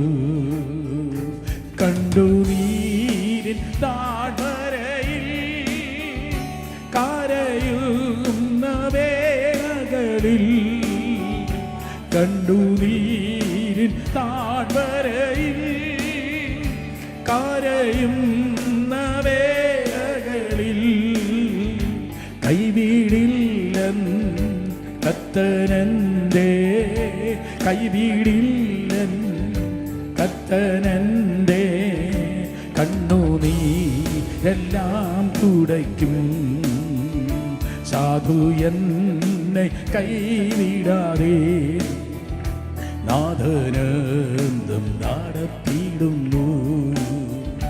സാധുയനെ കൈവിടാതെ നാഥനം നടത്തിയിടുന്നു. കൊടും കാറ്റും തിരമാലയും പാടകിൽ വന്നാഞ്ഞടിക്കും. എല്ലാവരും. കൊടും കാറ്റും തിരമാലയും പാടകിൽ വന്നാഞ്ഞടിക്കും. നേരമെന്റെ ചാരയുണ്ട്, നേരമെന്റെ ആമേൻ. Oh yes. നാഥനെന്നും വല്ലഭനായി നേരമെന്റെ ചാരയുണ്ട്. എത്ര പേര് പറയും നേരമെന്റെ ചാരയുണ്ട്, നേരമെന്റെ ചാരേ. ഈ രാത്രിയില് നേരമെന്റെ ചാരയുണ്ട്. നാഥനം വല്ലഭനാ. സാധുയനെ കൈവിടാതെ നാഥനം നടത്തിയിടുന്നു. സാധുയനെ കൈവിടാതെ നാഥനം നടത്തിയിടുന്നു.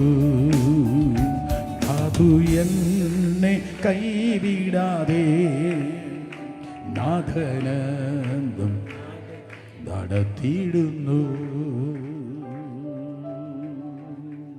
വാക്കുകൾ, കണ്ണുനീര് മനുഷ്യന്റെ മുമ്പിൽ വേസ്റ്റ് ആക്കല്ല. വാക്കുകൾ, കണ്ണുനീര് മനുഷ്യന്റെ മുമ്പിൽ വേസ്റ്റ് ആക്കല്ല. അന്ധകാരത്താൽ എല്ലാ കണ്ണും മങ്ങുമ്പോൾ മങ്ങാത്ത ഒരു കണ്ണ് സ്വർഗത്തിൽ നിനക്കുണ്ട്.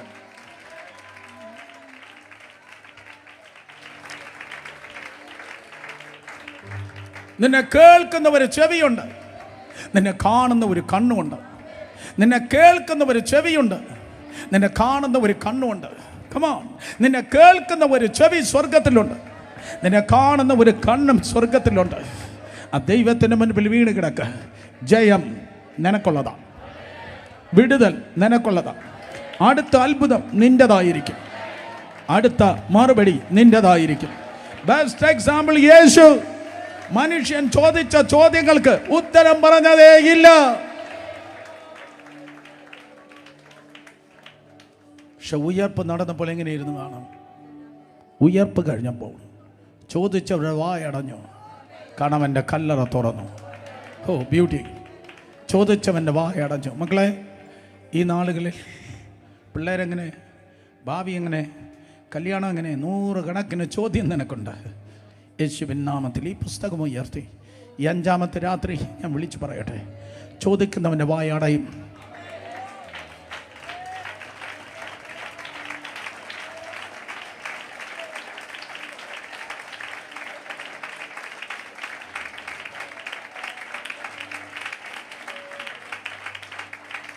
നിനക്ക് ചോദ്യമുണ്ടെങ്കിൽ കർത്താവിന് ഉത്തരമുണ്ട്. ഹല്ലേലൂയ. സോ യേശുവിൽ പാപമില്ല, യേശുവിൽ കുറവില്ല, യേശു കർത്താവിൽ ഷോർട്ട് കമ്മിങ്, കുറവുകളൊന്നുമില്ല. യേശു കർത്താവിൽ അവിശ്വസതയില്ല. 100% ഈ വചനം എങ്ങനെ അനുസരിക്കും? അതിൻ്റെ ടോപ്പായി, ക്ലാസ്സായി കർത്താവ് അനുസരിക്കുകയുണ്ടായി. യേശുവിൽ ചെറിയൊരു പാപം പോലുമില്ല. അങ്ങേറ്റത്തെ അന്നത്തെ ഏറ്റവും വലിയ സ്തോത്രം അതേ കോടതിയായിരുന്നു. അതെ, സെൻഹദ്രീൻ സംഘം മതകോടതി കഴിഞ്ഞാൽ സിവിൽ കോടതിയായിരുന്നു. സ്തോത്രം പീലാത്തോസിൻ്റെ കോടതി. നിങ്ങൾക്കറിയാമോ, 7 പ്രാവശ്യം പീലാത്തോസ് ആവർത്തിച്ച് 7 പ്രാവശ്യം പീലാത്തോസ് പറഞ്ഞു, ഇവനിൽ ഒരു കുറ്റവുമില്ല. എത്ര പേർ കേട്ടിട്ടുണ്ട്? കരങ്ങളെ ഉയർത്തിയാട്ടെ. നോ, പീലാത്തോസ് 7 പ്രാവശ്യം പറഞ്ഞു എന്ന് കേട്ടിട്ടുള്ളവർ കരങ്ങളെ ഉയർത്തിയാട്ടെ. സ്തോത്രം. ഞാൻ ചോദിക്കും, എവിടെയൊക്കെയാണ് പറഞ്ഞതെന്ന്? സ്തോത്രം പറ. പീലാത്തോസ് 7 പ്രാവശ്യമാണ് പറഞ്ഞത്. സ്തോത്രം. ഇവനിൽ ഒരു കുറ്റവുമില്ല. എഴുതിയെടുത്തോ? ഇതുവരെ ഞാൻ പറഞ്ഞിട്ടില്ല. സ്തോത്രം. പിന്നെ ആരിൽ നിന്ന് കേട്ടെന്ന് എനിക്കറിയത്തില്ല. യോഹന്നാൻ സുവിശേഷം 18-ാം അധ്യായം, അല്ലെങ്കിൽ ലൂക്കോസ് സുവിശേഷം 23-ാം അധ്യായം 4-ാം വാക്യം. ലൂക്കോസ് സുവിശേഷം 23-ാം അധ്യായം 4-ാം വാക്യം. ഒന്നാമതായി പീലാത്തോസ് പറഞ്ഞു.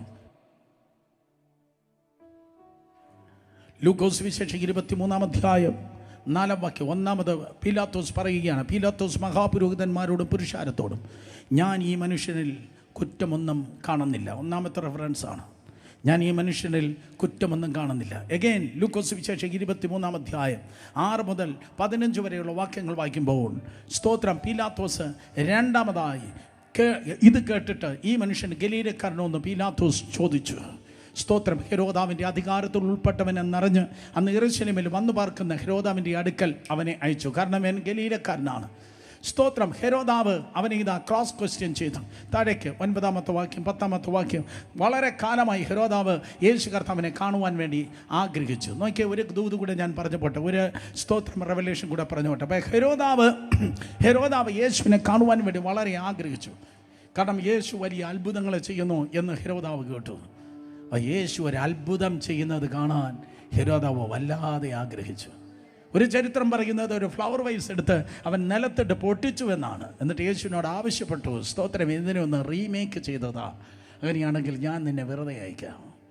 എന്നാൽ യേശു അത്ഭുതത്തിൻ്റെ ശക്തി പ്രാപിച്ചത്, അല്ലെങ്കിൽ യേശു, നമ്മുടെ ഭാഷയിൽ പറഞ്ഞാൽ യേശു അഭിഷിക്തനായത് തനിക്ക് ചെത്താനല്ല, ജനത്തിൻ്റെ വിടുതലിനാണ്. ഒരു അഭിഷിക്തനായ ദൈവദാസൻ, സുവിശേഷകൻ, പാസ്റ്റർ ദൈവത്തിൻ്റെ ആത്മാവിൽ നിറഞ്ഞ് കൃപയും കൃപാവരവും പ്രാപിക്കുന്നത് അവൻ ബാബ ആകാൻ വേണ്ടിയല്ല, ജനത്തിൻ്റെ കണ്ണുനീർ തുടയ്ക്കുവാൻ വേണ്ടിയാണ്. സോ അങ്ങനെയായിരുന്നെങ്കിൽ ഹെരോദാവിൻ്റെ മുൻപിൽ യേശു കർത്താവ്, സ്തോത്രം, അന്തരീക്ഷത്തിൽ നിന്ന് അടുത്ത ഫ്ലവർ വൈസ് എടുത്ത് സ്തോത്രം അവന് കൊടുത്ത് കർത്താവ് രക്ഷപ്പെടുമായിരുന്നു. എന്നാൽ യേശു വന്നത് സ്വയം രക്ഷ പ്രാപിക്കാനല്ല, നിന്നെ രക്ഷിക്കാൻ വേണ്ടിയാണ്. സ്തോത്രം. താഴേക്ക് നിങ്ങൾ വായിക്കുമ്പോൾ അതേ തിരുവചനം പറയുന്നു, 16:6 മുതൽ 15 വരെയുള്ള 23-ന്റെ 14 വൈകി, ഈ മനുഷ്യൻ ജനത്തെ മത്സരിപ്പിക്കുന്നു എന്ന് പറഞ്ഞ് നിങ്ങൾ അവനെ എൻ്റെ അടുക്കൽ കൊണ്ടുവന്നല്ലോ. ഞാനോ നിങ്ങളെ മുൻപാകെ വിസ്തരിച്ചിട്ട് നിങ്ങൾ ചുമത്തിയ കുറ്റം ഒന്നും ഇവനിൽ കണ്ടില്ല. ആര് പറയുന്നു? ഹെരോദാവ് പറയുന്നു. നേരത്തെ പിലാത്തോസ് പറഞ്ഞു, ഇപ്പോൾ ഹെരോദാവ് പറയുന്നു ഇവനിൽ ഒരു കുറ്റവും ഞാൻ കാണുന്നില്ല. എഗെയിൻ ലൂക്കോസ് 23:22 നോക്കിയാട്ടെ. ലൂക്കോസ് 23:22 അവൻ മൂന്നാമതും അവരോട് അവൻ ചെയ്ത ദോഷം എന്ത്? മരണയോഗ്യമായത് ഒന്നും അവനിൽ കണ്ടില്ല, അതുകൊണ്ട് ഞാൻ അവനെ അടുപ്പിച്ചിട്ടയക്കും. മൂന്നാമത്തെ പ്രാവശ്യം പിലാത്തോസ് പറയുകയാണ്, സ്തോത്രം, അതെ, അവനിൽ മരണയോഗ്യമായ ഒന്നും അവനിൽ കണ്ടില്ല. സ്തോത്രം. സിവിൽ കോടതികൾ പറയുക അവൻ്റെ മരണ അയോഗ്യമായ ഒന്നും കാണുന്നില്ല. വീണ്ടും മത്തായി സുവിശേഷം 27:24, മത്തായി സുവിശേഷം 27:24 ആരവാരം അധികമല്ല ആകുന്നതല്ലാതെ ഒന്നും സാധിക്കുന്നില്ല എന്ന് പിലാത്തോസ് കണ്ടിട്ട് വെള്ളമെടുത്ത് പുരുഷൻ കാണെ കൈ കഴുകി, ഈ നീതിമാന്റെ രക്തത്തിൽ എനിക്ക് കുറ്റമില്ല, നിങ്ങൾ തന്നെ നോക്കിക്കൊള്ളുവിനെന്ന് പറഞ്ഞു. സോ അവൻ പറയുന്നു ഇവൻ നീതിമാൻ. ശബ്ദം ഉയർത്തി പറഞ്ഞാട്ടെ, യേശുവിനെ പിലാത്തോസ് വിളിച്ചത് എന്താണ്? ഒരിക്കൽ കൂടെ ശബ്ദം ഉയർത്തി പറഞ്ഞ എന്താണ്? സ്തോത്രം. യോഹന്നാൻ സുവിശേഷം 19:4 സ്തോത്രം 5-ാമതായി പറയുന്നു, ഇവനിൽ ഒരു കുറ്റവും ഞാൻ കാണുന്നില്ല. സ്തോത്രം. പീലാത്തോസ് പിന്നെയും പുറത്തു വന്ന് ഞാൻ അവനിൽ ഒരു കുറ്റവും കാണുന്നില്ല. 6-ാം വാക്യം 19:6 യോഹന്നാൻ സുവിശേഷം 19-ാം 6-ാം വാക്യം. മഹാപുരോഹിതന്മാരും സേവകരും അവനെ കണ്ടപ്പോൾ ക്രൂശിക്കുക നാത്ത് വിളിച്ചു. പീലാത്തോസ് അവരോട്, നിങ്ങൾ അവനെ കൊണ്ടുപോയി ക്രൂശിപ്പിൻ, ഞാനോ അവനിൽ ഒരു കുറ്റവും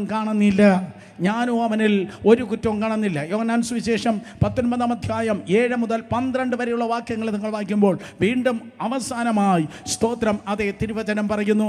7-ാമത്തെ പ്രാവശ്യം പിലാത്തോസ് പറഞ്ഞു, യേശു കർത്താവിൽ ഒരു കുറ്റവുമില്ല. 7 റെഫറൻസസ് ആണ്. എനിക്ക് നേരമില്ലാത്തതൊന്നും നമുക്ക് പെട്ടെന്ന് പറഞ്ഞു പോകാം. 7 പ്രാവശ്യമാണ് സ്തോത്രം തലങ്ങും വിലങ്ങും വിസ്തരിച്ചതായ അതേ സ്തോത്രം യേശുവിനെ നോക്കി അതേ സ്തോത്രം കോടതി പറഞ്ഞത് അവനിൽ ഒരു കുറ്റവുമില്ല, അവൻ പാപമൊഴിക്ക് നമുക്ക് തുല്യമായി സകലത്തിലും പരീക്ഷിക്കപ്പെട്ടവനാണ്. യേശു കർത്താവ് വിശുദ്ധനാണ്, അവൻ നീതിമാനാണ്. സ്തോത്രം. എന്നാൽ അവൻ മരണം ഏറ്റെടുത്തു. കാരണം എന്ത്? മത്തായി സുവിശേഷം 10-ാം 17-18 വാക്യത്തിൽ യേശു കർത്താവ് പറഞ്ഞു, ഞാൻ വോളണ്ടറിലി മരിക്കാൻ വേണ്ടി വന്നതാണ്.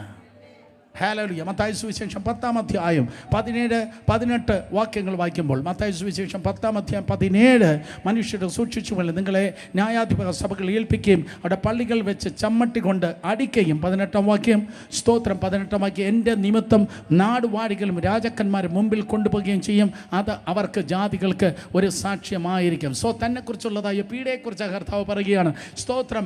മനസ്സിലാക്കണമേ, ദൈവകൃപയാൽ കർത്താവ് സ്തോത്രം സ്വയമായി ജീവനെ നൽകാനായി ഈ ലോകത്തിൽ കടന്നു വന്നു. വിശ്വസിക്കുന്നവർ കരങ്ങൾ ഉയർത്തി ഹല്ലേലൂയ പറഞ്ഞേ. സോ പാപമില്ലാത്തവനായ യേശു ആർക്കും ഒരു കോടതിക്കും യേശു കർത്താവ് സ്തോത്രം പാപിയെന്ന് തെളിയിപ്പാൻ തക്കവണ്ണം കഴിഞ്ഞില്ല. സോ ഈ കോടതികളെല്ലാം ആരുടെ മുൻപിൽ? സ്തോത്രം പിലാത്തോസിന് മുൻപിൽ, അന്നാവിൻ്റെ മുൻപിൽ, അതുപോലെ ഹെരോദാവിൻ്റെ മുൻപിൽ കർത്താവ് മൗനമായിരുന്നു. ഒരേ ഒരു സ്ഥലത്ത് മാത്രമാണ് കർത്താവ് സംസാരിച്ചത്. അത് പറഞ്ഞാൽ നമുക്ക് പിരിക്കാം. ഒരേ ഒരു സ്ഥലത്ത് മാത്രമാണ് കർത്താവ് സംസാരിച്ചത്. എവിടെയെന്നറിയാമോ? സ്തോത്രം കയ്യഫാവിൻ്റെ മുൻപിൽ സ്തോത്രം ഒരു ചോദ്യം കയ്യഫാവ് ചോദിക്കുമ്പോൾ, കയ്യഫാവിൻ്റെ മുൻപിൽ ഒരു ചോദ്യം കയ്യഫാവ് ചോദിക്കും. അവിടെ മാത്രമാണ് കർത്താവ് സ്തോത്രം അതേ ശബ്ദം ഉയർത്തി പറഞ്ഞേ. ആ റെഫറൻസ് ഇതാണ്. മത്തായി സുവിശേഷം 26-ാം അധ്യായം സ്തോത്രം അതിൻ്റെ 65-ാം വാക്യം.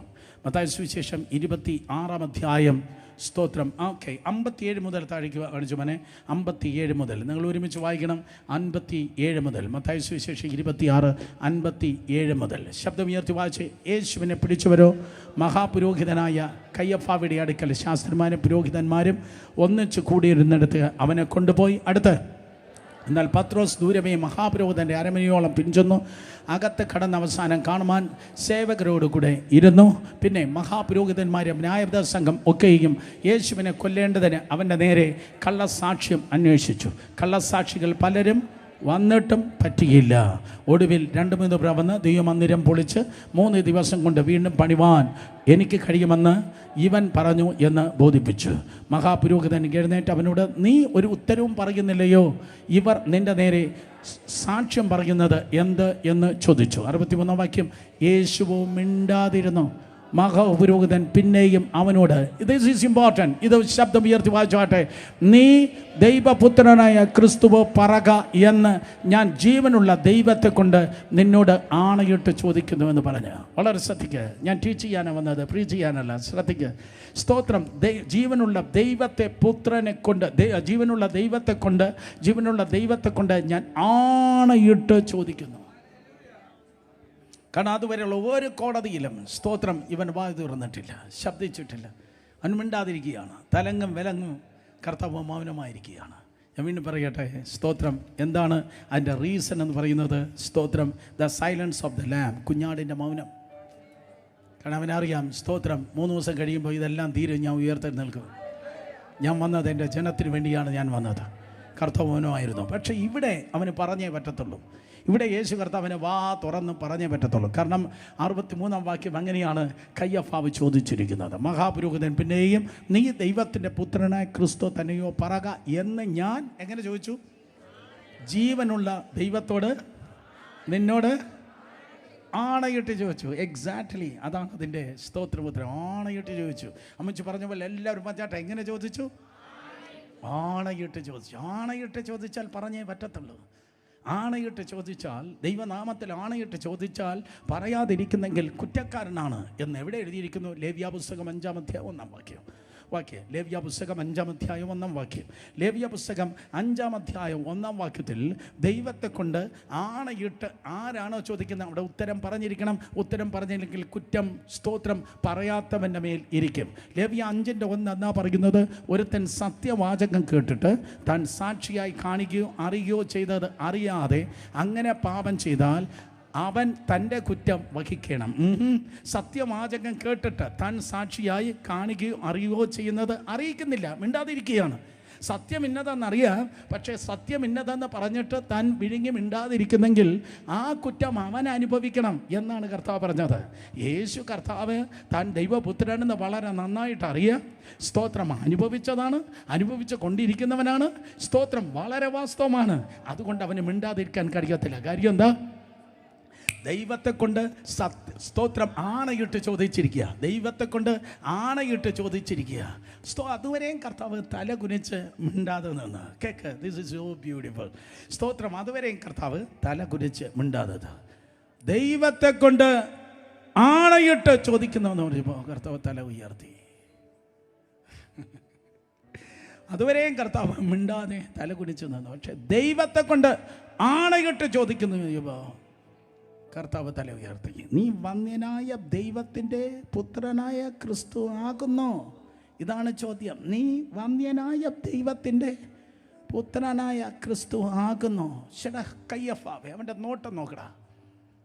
മഹാപുരോഹിത കയ്യഫാവേ, അവൻ്റെ നോട്ടം നോക്കുക. അവൻ നോക്കുന്നതുണ്ടല്ലോ, ആ നൂറ്റാണ്ടുകൾക്കപ്പുറത്തേക്കാണ് നോക്കുന്നത്. അവൻ്റെ നോട്ടം നോക്ക്. കയ്യഫാവേ, നിൻ്റെ വല്യപ്പച്ചനായ അഹരോനെ പുരോഹിതനായി അഭിഷേകം ചെയ്ത മോശയോട് ഇതേ യവൻ തന്നെ ഒരു ചോദ്യം ചോദിച്ചു. ആരാകുന്നു കർത്താവേ? നീ ആരാകുന്നു കർത്താവേ എന്ന് ചോദിച്ചപ്പോൾ യവൻ പറഞ്ഞ ഒരു വാക്കുണ്ട്, ഞാനാകുന്നവൻ, ഞാനാകുന്നു. യെസ്, വന്യനായ ദൈവത്തിൻ്റെ പുത്രൻ നീ ആകുന്നു എന്ന് ചോദിച്ചപ്പോൾ പണ്ട് മോശ ചോദിച്ചതാണ്. സ്തോത്രം, ലേവ്യ ഗോത്രക്കാരനായ മോശ ചോദിച്ചത്, നീ ആരാകുന്നു കർത്താവേ? അന്നേ പറഞ്ഞതാണ്, ഞാനാകുന്നു, ഞാനാകുന്നവൻ, ഞാനാകുന്നു. അതേ ഗംഭീരസ്വരത്തോടെ ആ കത്തുന്ന മുൾപ്പടപ്പിൽ ഇറങ്ങി നിന്നവൻ അതേ ഗംഭീരസ്വരത്തോടെ ശബ്ദമുയർത്തി പറഞ്ഞു, ഞാനാകുന്നു.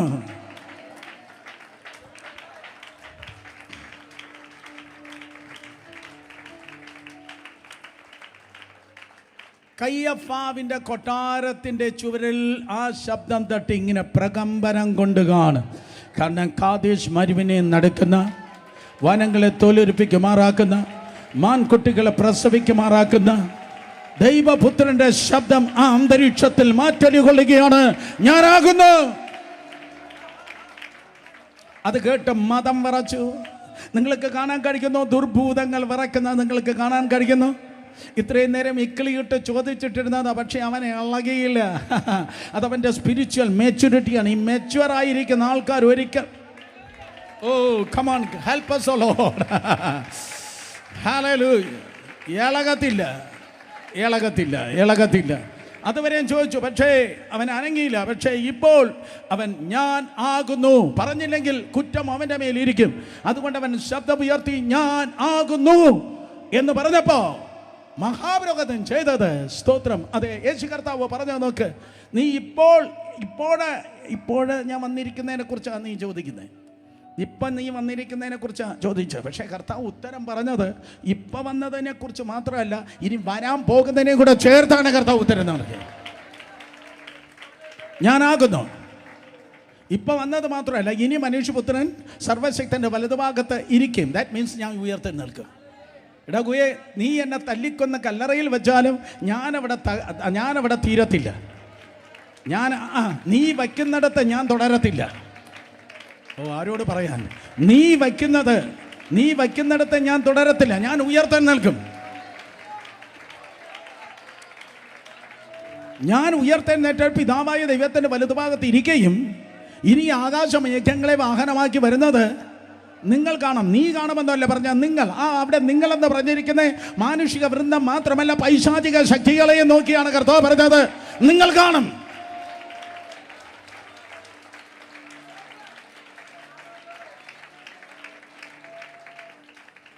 അത് കേട്ടപ്പോൾ ഞാൻ ദൈവത്തിന് പുത്രനാകുന്നു എന്ന് കേട്ടപ്പോൾ 65-ാം വാക്യത്തിൽ മഹാപുരോഹിതൻ്റെ ദേഷ്യം വർദ്ധിച്ചു. ചിലത് കേട്ടാൽ ചിലരുടെ നിയന്ത്രണം നഷ്ടപ്പെടും. കമാൺ, ചിലത് കേട്ടാൽ ചിലർക്ക് കോപം പെട്ടെന്ന് വരും. സ്തോത്രം. അവിടെ ഒരു കണ്ടീഷനുണ്ട്. മഹാപുരോഹിതനായ സ്തോത്രം അഹരോൻ്റെ 2 പിള്ളേര് ഒരു ദിവസം മരിച്ചുപോയി. മഹാപുരോഹിതനായ അഹരോൻ്റെ പിള്ളേര് സ്തോത്രം ഒരു ദിവസം മരിച്ചുപോയ നാദാബും ബാക്കി പറ അബീഹൂബും സ്തോത്രം മരിച്ചപ്പോൾ മോശ അവനെ നോക്കി പറഞ്ഞ ശക്തമായ ഒരു താക്കീതായിരുന്നു, ഒരു കാരണവശാലും നീ വസ്ത്രം കീറല്ല. മഹാപുരോഹിതൻ്റെ യൂണിഫോം നീ ഒരിക്കലും കീറല്ല. കാര്യം മഹാപുരോഹിതൻ്റെ വസ്ത്രത്തെ നീ കീറിയാൽ അന്ന് പൗരോഹിത്യം അവസാനിക്കുകയാണ്. അർത്ഥം, സ്തോത്രം, ആത്മസംയമനം ഉള്ളവനായിരിക്കെ, ഇല്ലെങ്കിൽ ദൈവം നിന്നിൽ നിന്ന് അതിനെ കീറിക്കളയുക. സ്തോത്രം. അതുകൊണ്ട് അഹരോൻ തൻ്റെ മഹാപുരോഹിതൻ്റെ വസ്ത്രം കീറിയില്ല. അതെ, നിങ്ങൾക്ക് സ്തോത്രം ലേവ്യ പുസ്തകത്തിൽ നിങ്ങൾക്ക് കാണുവാൻ ഗുണം കഴിയും. സ്തോത്ര സംഖ്യാപുസ്തകത്തിൽ കാണാൻ കഴിയും 16-ാം അധ്യായത്തിൽ മധ്യവും. സ്തോത്രം. അതെ, അഹരോൻ തൻ്റെ പൗരോഹിത്യ വസ്ത്രത്തെ അവൻ കീറിയില്ല. അഹരോൻ തൻ്റെ പൗരോഹിത്യ വസ്ത്രം കീറിയില്ല. പക്ഷേ ഇവിടെ സംഭവിച്ചത് 65-ാം വാക്യത്തിൽ, ഉടനെ മഹാപുരോഹിതൻ തൻ്റെ വസ്ത്രം കീറി. സ്തോത്രം. കയ്യഫാവ് തൻ്റെ വസ്ത്രം കീറി. ആരുടെ മുൻപിൽ വെച്ച്? യേശുവിൻ്റെ മുൻപിൽ വെച്ച്. ആരാണോ വസ്ത്രം കീറലെന്ന് പറഞ്ഞത്, അവൻ്റെ മുൻപിൽ വെച്ച വസ്ത്രം കീറി. റെഫറൻസ് ഞാൻ പറഞ്ഞുതരാം. ലേവ്യ പുസ്തകം 10-ാം അധ്യായം 6-7 വാക്യങ്ങൾ. ലേവ്യ 10:6-7 കർത്താവ് അനോയിന്റിങ്ങിൻ്റെ അല്ലെങ്കിൽ പൗരോഹിത്യ ശുശ്രൂഷയുടെ കണ്ടീഷനെ കുറിച്ച് പറഞ്ഞപ്പോൾ പറഞ്ഞു, പൗരോഹിത്യ വസ്ത്രം ഒരിക്കലും നിങ്ങൾ കീറാൻ പാടില്ല. നിങ്ങൾ പുരോഹിതനാണെങ്കിലും, പ്രത്യേകിച്ച് മഹാപുരോഹിതനാണെങ്കിൽ, ഈ പൗരോഹിത്യ വസ്ത്രം നീ ഒരിക്കലും കീറല്ല. മാത്രമല്ല, നിന്റെ തലമുടി നീ പിച്ച് ചിന്തരുത്. ശവത്താൽ നീ അശുദ്ധമാകല്ല. കുറഞ്ഞത് 3 കണ്ടീഷനാണ് പറഞ്ഞത്. ശബത്താൽ നീ അശുദ്ധമാകല്, അതേ, തലമുടി പിച്ച് ചിന്തര്, പൗരോഹിത്യ വസ്ത്രം സ്തോത്രം നിങ്ങൾ കീറാൻ പാടില്ല. എന്നാൽ നൂറ്റാണ്ടുകൾ കഴിഞ്ഞപ്പോൾ കയ്യഫാവ് ചെയ്തത്, അവൻ പൗരോഹിത്യ വസ്ത്രത്തെ അവൻ കീറി. പൗരോഹിത്യ വസ്ത്രം കയ്യഫാവ് കീറിയപ്പോൾ ഇസ്രായേലിൽ നിന്ന്, ലേവ്യ ഗോത്രത്തിൽ നിന്ന്, ഈ കയ്യഫാവിൽ നിന്ന് പൗരോഹിത്യത്തെ കർത്താവൻ കീറിക്കളഞ്ഞു. അതുകൊണ്ടാണ് ദേവാലയത്തിലെ തിരശ്ശീല താഴെ നിന്ന് മേലേക്കല്ല, മേലെ നിന്ന് താഴേക്ക് ദൈവവൻ കീറിക്കളഞ്ഞു. മനസ്സിലായവർ കരങ്ങളടിച്ച് ദൈവത്തെ സ്തുതിച്ചേ. മഹാപുരോഹിതനാകുന്ന കയ്യഫാവ് തൻ്റെ പൗരോഹിത്യ വസ്ത്രം കീറി. ഒരിക്കൽ കൂടെ ഞാൻ പറയാം. മഹാപുരോഹിതനായ കയ്യഫാവ് തൻ്റെ പൗരോഹിത്യ വസ്ത്രം കീറി. പിതാവായ ദൈവം സ്തോത്രം ദേവാലയത്തിലെ തിരശ്ശീല മേലെ നിന്ന് താഴേക്ക് കീറി. സ്തോത്രം. അന്ന് വരെയും ലേവ്യ ഗോത്രത്തിന് ഇസ്രായേലിന് മാത്രം അവകാശമായിരുന്നതായ ആ പൗരോഹിത്യത്തെ കർത്താവ് കീറിക്കളഞ്ഞിട്ട് യേശു കർത്താവിനെ ശ്രേഷ്ഠ മഹാപുരോഹിതനായി അവരോധിക്കുകയുണ്ടായി.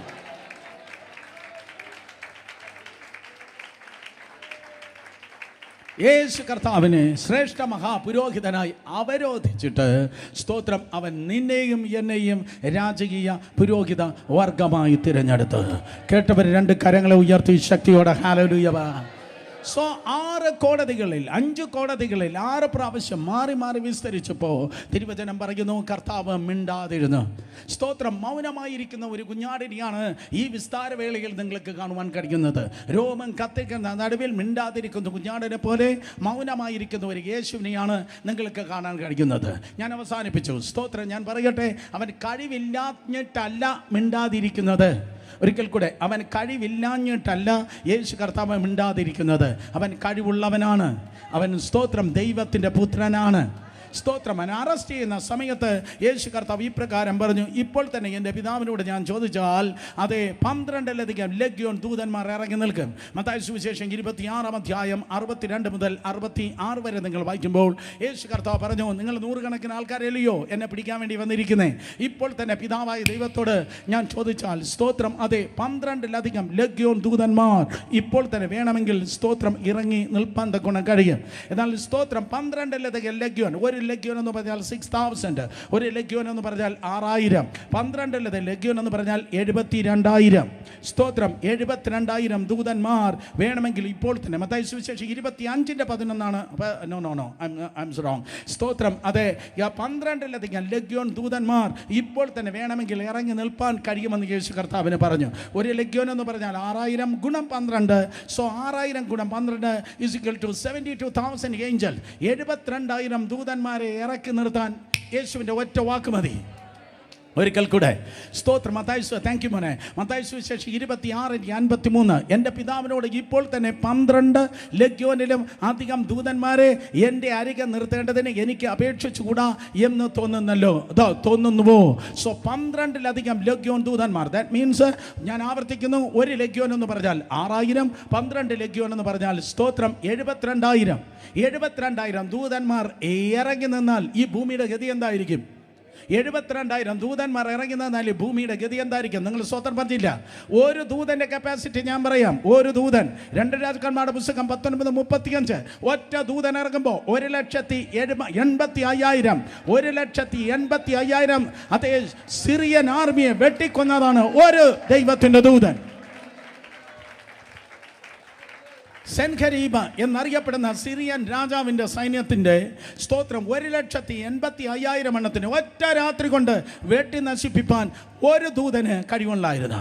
ഇന്ന് രാത്രി സന്തോഷത്തോടെ അതേ തല ഉയർത്തി നോക്കിയിരുന്നാട്ടെ. നിങ്ങളോട് കൂടെ ഉള്ളത് എത്രയെന്നറിയോ? ഏറ്റവും കുറഞ്ഞ 2 ദൂതന്മാരാണ്.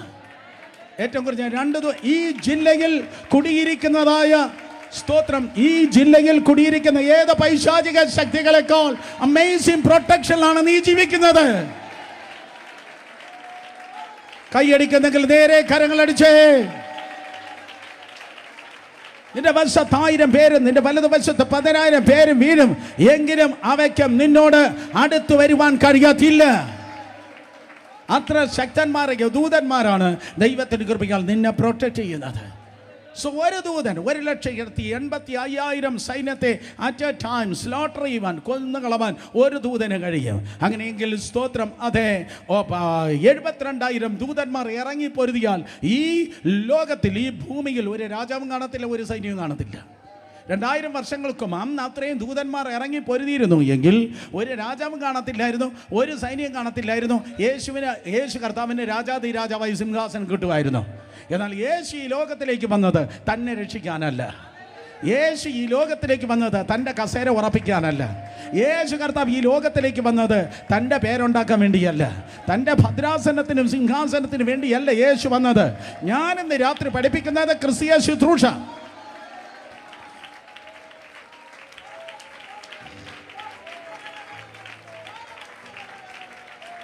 ഞാനിന്ന് രാത്രി പഠിപ്പിക്കുന്നത് ക്രിസ്തീയ ജീവിതം. ഞാനിന്ന് രാത്രി പഠിപ്പിക്കുന്നത് യേശുവിൻ്റെ സ്വഭാവം. യേശു വന്നത് തനിക്ക് വേണ്ടിയല്ല, തൻ്റെ സിംഹാസനം ഉറപ്പിക്കാനല്ല യേശു വന്നത്. യേശു കർത്താവ് വന്നത് സ്തോത്രം തന്നെ വലിയവനാക്കാൻ വേണ്ടിയല്ല. ഈ കാലഘട്ടത്തിന് ഏറ്റവും വലിയ മൂല്യച്യുതി എന്ന് പറയുന്നത് പട്ടണത്തിൽ ഏറ്റവും വലിയ ദൈവദാസൻ നീ ആയിരിക്കും. നിന്റെ മിനിസ്ട്രി ആയിരിക്കും ഏറ്റവും വലുത്. നീ ചുമക്കുന്ന ഗ്ലോറി പോലെ വേറെ ആർക്കും ഗ്ലോറി കാണത്തില്ല. നിനക്കുള്ളതായ അതേ അഭിഷേകം പോലെ വേറൊരു അഭിഷേകം വേറെ ആർക്കും കാണത്തില്ല. നിന്നെ വലിയവനാക്കാം എന്നാരാണോ പറയുന്നത്? Be careful, be careful. നിന്നെ വലുതാക്കുന്നതല്ല പരിശുദ്ധാത്മാവ്. പറ, എൻ്റെ യേശുവിനെ എങ്ങനെ വലിയവനാക്കാം?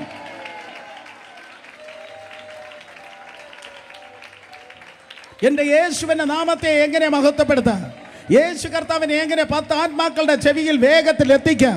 10 പേരെ എങ്ങനെ സ്നാനപ്പെടുത്താം? ദൈവകൃപയിൽ എങ്ങനെ അടുത്ത സഭ സ്ഥാപിക്കാം? ദൈവകൃപയിൽ എങ്ങനെ അടുത്തൊരു കൊയ്ത്തിന് വേണ്ടി ഒരുക്കാം? സ്തോത്രം. യഥാർത്ഥ ക്രിസ്തുവിന്റെ മനസ്സുള്ളവൻ പറയും, ഞാൻ കുറയട്ടെ, യേശു വളരട്ടെ. കമോൺ, അതിനെ കൈയടിക്കാൻ ആരെങ്കിലും ഉണ്ടോ?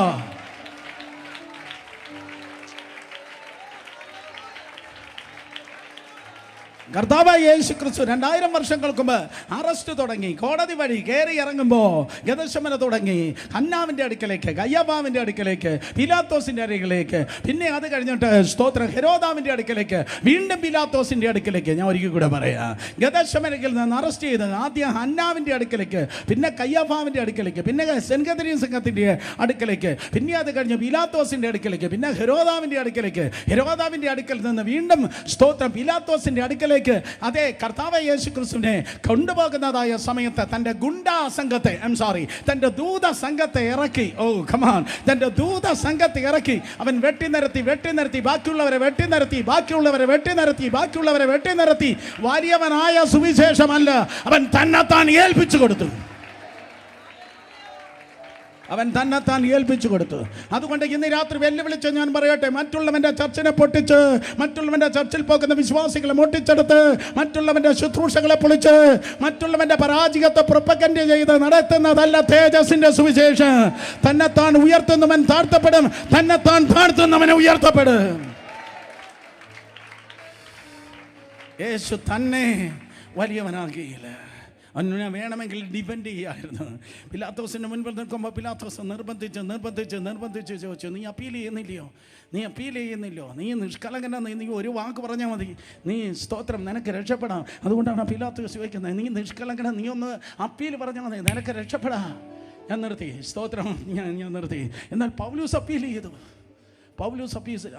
അപ്പോസ്തല പ്രവൃത്തി 25 സ്തോത്രം 11 വാക്യത്തിൽ പൗലൂസ് അപ്പീൽ കൊടുത്തു. നിങ്ങൾക്ക് സ്തോത്രം, അതെ നിങ്ങളുടെ ഭാഷയിൽ പറയാം, അതെ പൗലൂസ് കൈസറെ അഭയം ചൊല്ലി. പൗലൂസ് അപ്പീൽ കൊടുത്തു. പക്ഷെ യേശു കർത്താവ് അപ്പീൽ കൊടുത്തില്ല. ആരോട് പറയാൻ? ഹല്ലേലൂയ. പൗലൂസ് കൈസറെ അഭയം ചൊല്ലി. അതുകൊണ്ടൊക്കെ പൗലൂസ് രക്ഷപ്പെട്ടു പോയി. എന്നാൽ സ്തോത്രം, പൗലൂസിൻ്റെ യജമാനനാകുന്ന യേശു അവൻ അപ്പീൽ കൊടുത്തില്ല. ഇന്ന് രാത്രി പൗലൂസ് അല്ല, ഏതെങ്കിലും ദൈവദാസൻ അല്ല നിന്റെ മാതൃക, ഏതോ സൂപ്പർ സ്റ്റാർ അല്ല നിന്റെ മാതൃക. വിശ്വാസത്തിന്റെ നായകനും പൂർത്തി വരുത്തുന്നതുമായ കർത്താവ് യേശുവാണ് മാതൃക. അവൻ മിണ്ടാതിരുന്ന കുഞ്ഞാടായിരുന്നു. ഹല്ലേലൂയ. നിന്റെ മാതൃക ഏതോ സൂപ്പർ സ്റ്റാർ അല്ല, ഏതോ സ്തോത്രം മാതൃക പുരുഷനായിരിക്കുന്നത് നിന്റെ പാസ്റ്റർ അല്ല, നിന്റെ പ്രവാചകനല്ല, ഏതോ സൂപ്പർ സ്റ്റാർ കച്ചവടക്കാരൻ, കച്ചവട മെന്റാലിറ്റി ഉള്ളതായ ദൈവദാസനല്ല. അവസാനത്തുള്ളി രക്തം വരെ തന്നെ മാനവജാതിക്ക് വേണ്ടി ഒരുക്കിയ യേശുവാണ് നിന്റെ മാതൃക.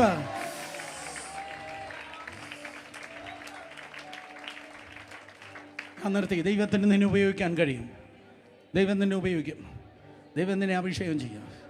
തന്നെത്താൻ ഡിഫെൻഡ് ചെയ്യുന്നവനെ അല്ല, തൻ്റെ പേരിനെ വലുതാക്കുന്നവനല്ല, തന്നെത്താൻ ഉയർത്തുന്നവനല്ല, തൻ്റെ പ്രസ്ഥാനത്തെ വലുതാക്കാൻ നടക്കുന്നവനല്ല, തൻ്റെ ചെറിയ കസേര വലിയ കസേരയാക്കാൻ നടക്കുന്നവനല്ല, തൻ്റെ ചെറിയ വരുമാനത്തെ വലുതാക്കുന്നവനല്ല. കുത്തക മുതലാളിയായി ആത്മീയത്തെ വിറ്റ് സ്തോത്രം അതേ കോടികൾ സമ്പാദിക്കുന്നവനെയല്ല, പേരെടുക്കുന്നവനെയല്ല. പകരം കർത്താവിനെ ഉപയോഗിക്കാൻ കഴിയും. ഞാൻ പറയട്ടെ, ചത്തവനെ ദൈവത്തിന് ഉപയോഗിക്കാൻ കഴിയും. യേശു തന്നെത്താൻ ഡിഫെൻഡ് ചെയ്തില്ല.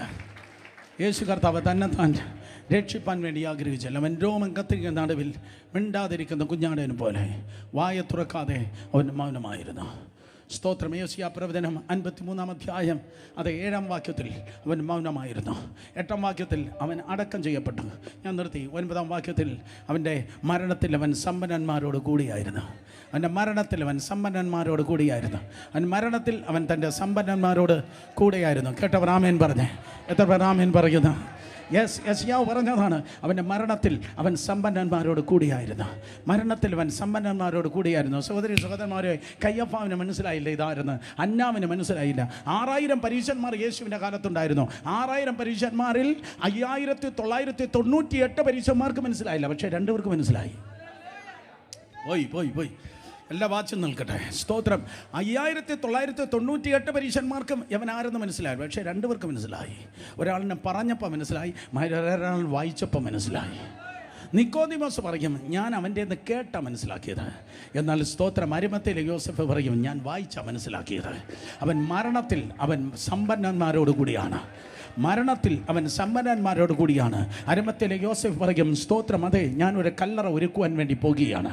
കാരണം യവൻ്റെ നേരെ വച്ചിരിക്കുന്നതായ സ്തോത്രം, യവൻ്റെ നേരെ വച്ചിരിക്കുന്ന ചാർജ് എന്താണെന്നറിയോ? രാജ്യദ്രോഹ കുറ്റമാണ്. ഇവന് നേരെ വച്ചിരിക്കുന്ന ചാർജ് രാജ്യദ്രോഹ കുറ്റം. അതുകൊണ്ടാണ് 3 ഭാഷയിൽ എഴുതി മേലെ അതെ എഴുതി വച്ചിരിക്കുന്നത്, ഇവൻ യഹൂദന്മാരുടെ രാജാവ്. 3 ഭാഷകൾ എഴുതി വച്ചിരിക്കുന്നത് ഇവൻ യഹൂദന്മാരുടെ രാജാവ്. അതിനർത്ഥം സ്തോത്രം അതെ, ഇവൻ രാജ്യദ്രോഹ കുറ്റമാണ്. രാജ്യദ്രോഹ കുറ്റമെങ്കിൽ അവൻ്റെ ബോഡി ഒരിക്കലും ക്രൂശിൽ നിന്ന് താഴെ ഇറക്കാൻ സമ്മതിക്കത്തില്ല. അതാണ് അന്നത്തെ പ്രമാണം. 2000 വർഷങ്ങൾക്ക് മുമ്പ് റോമ സാമ്രാജ്യത്തെ കൈസറെ ആരാണോ ചോദ്യം ചെയ്യുന്നത്, അവനെ ക്രൂശിച്ച് കൊല്ലും. അവൻ്റെ ബോഡിയെ ഒരിക്കലും അവൻ്റെ ബോഡി ഒരിക്കലും ക്രൂശിൽ നിന്ന് താഴെ ഇറക്കത്തില്ല. ആൾമോസ്റ്റ് സ്തോത്രം ഒരാഴ്ച അല്ലെങ്കിൽ 2 ആഴ്ചയോളം, ഞാൻ ആവർത്തിക്കുന്നു, 2 ആഴ്ചയോളം അവൻ്റെ ബോഡി സ്തോത്രം ക്രൂശിന്മേൽ തുടരണം.